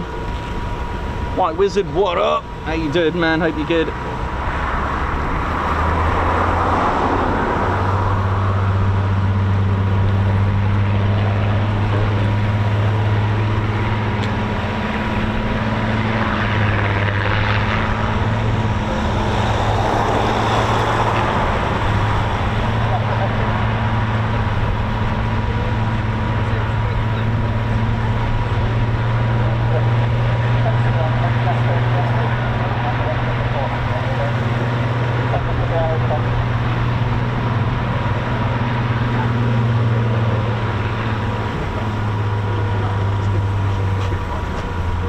Yeah, I heard that. Yeah. I think it's just an engine run, is it Is not? it? I don't know. I think so. I think so. Give more Q&A to them, so.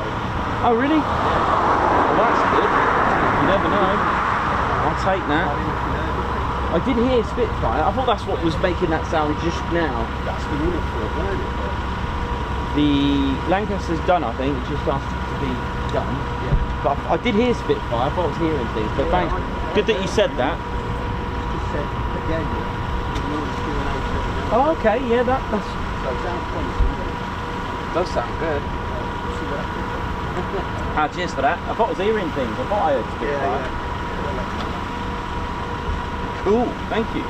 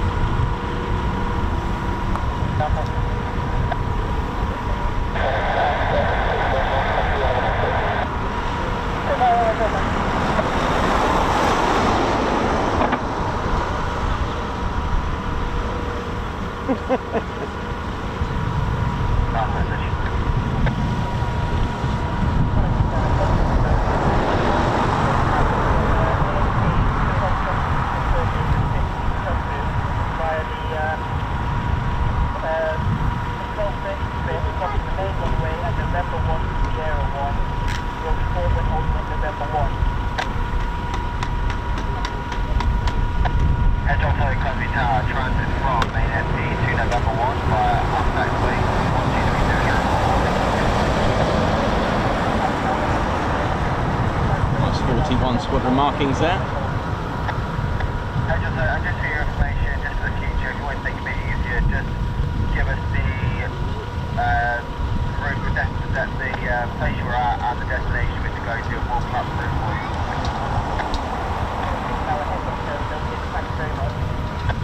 Blacks. Good job, team. How you doing?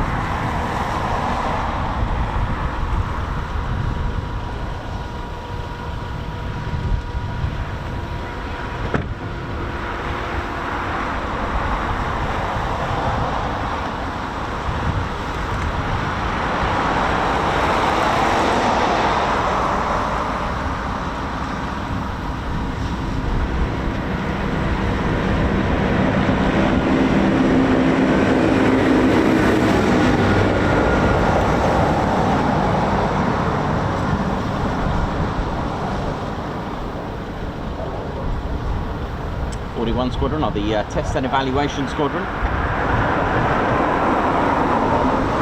They will basically be equipped with new technology or new software or anything as such. Fly it out, test it out, try it out, come back, you know how it is, and report back. And their headquarters are actually at RAF Waddington, the Warfare Centre.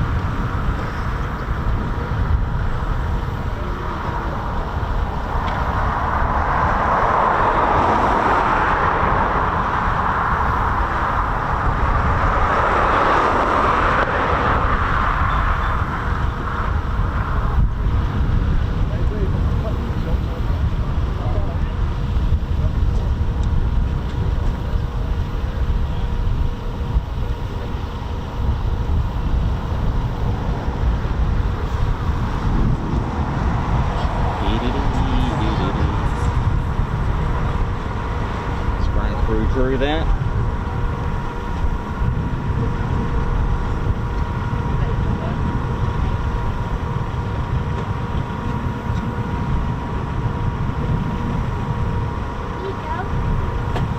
Nico, I think Moggy's going on.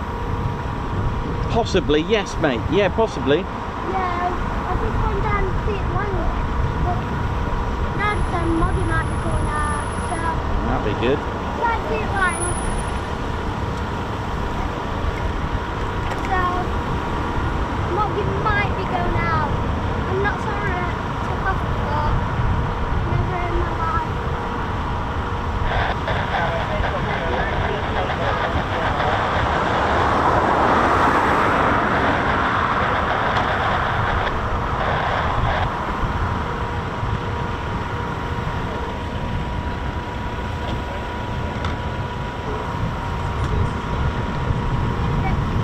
See you, buddy.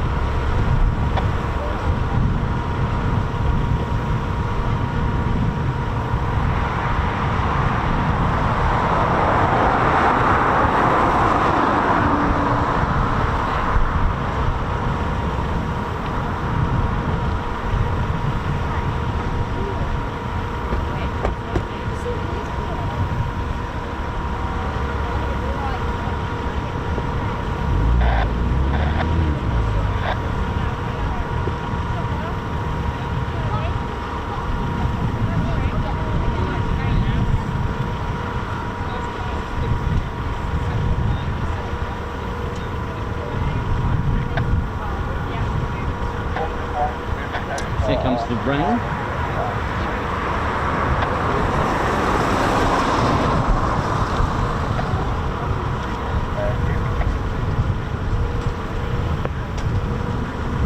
Could get a little bit wet.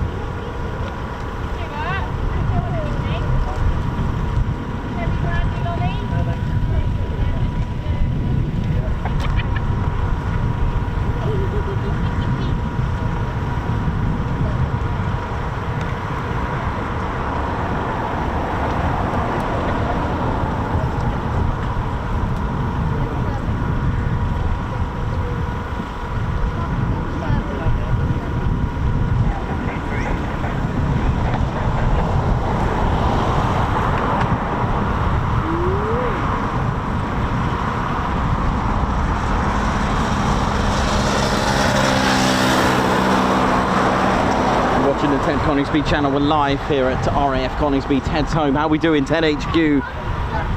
Looks like preparations are ready for wave 2, I guess. Canopies up, hopefully they'll lead to movements.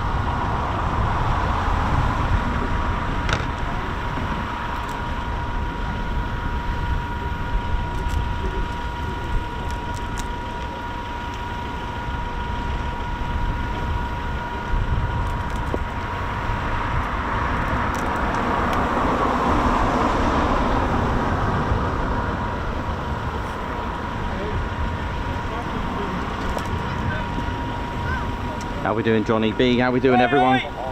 Oi, oi! That's how you do it. If you see us shout oi, oi, that's the way you do it. That's how we greet each other on the channel.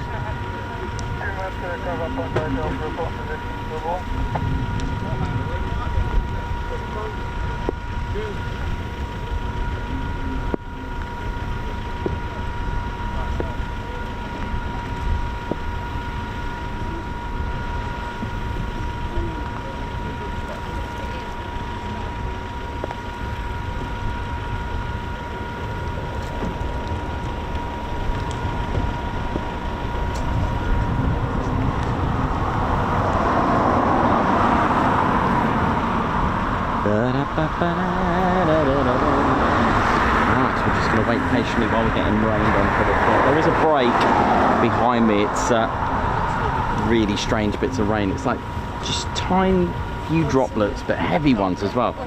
See how this is going to pan out for us.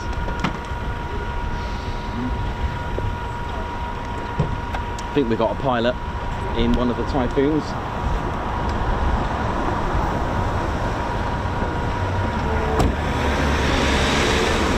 Yep.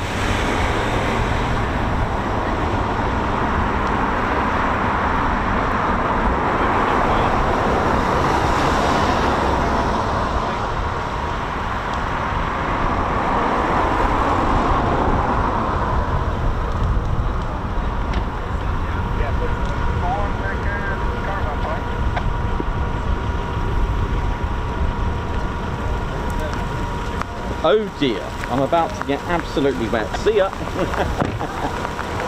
Here we go.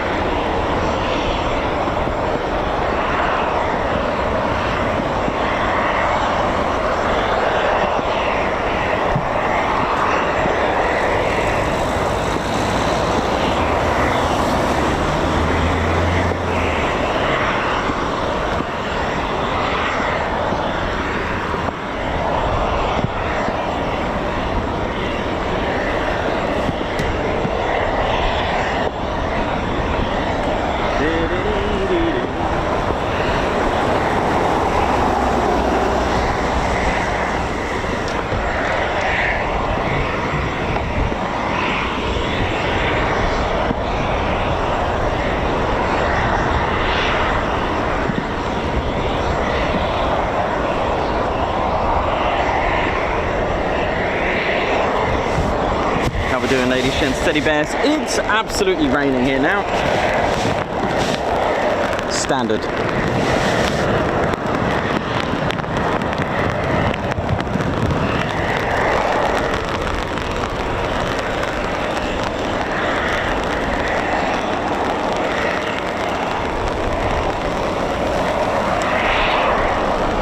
Should clear very soon, he says.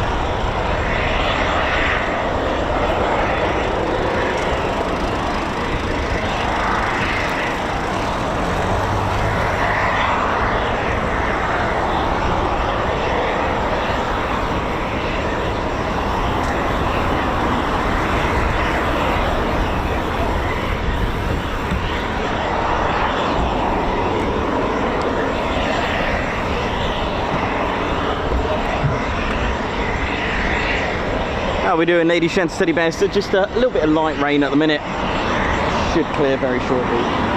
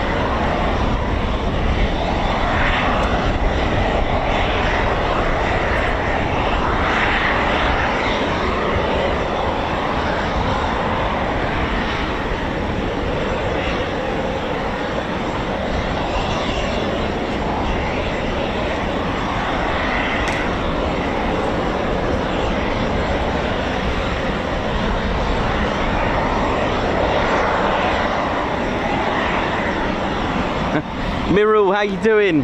Glad you got the chat to work. Nice one. Say hello to Mick. Mick, how you keeping, man? Hope you're good.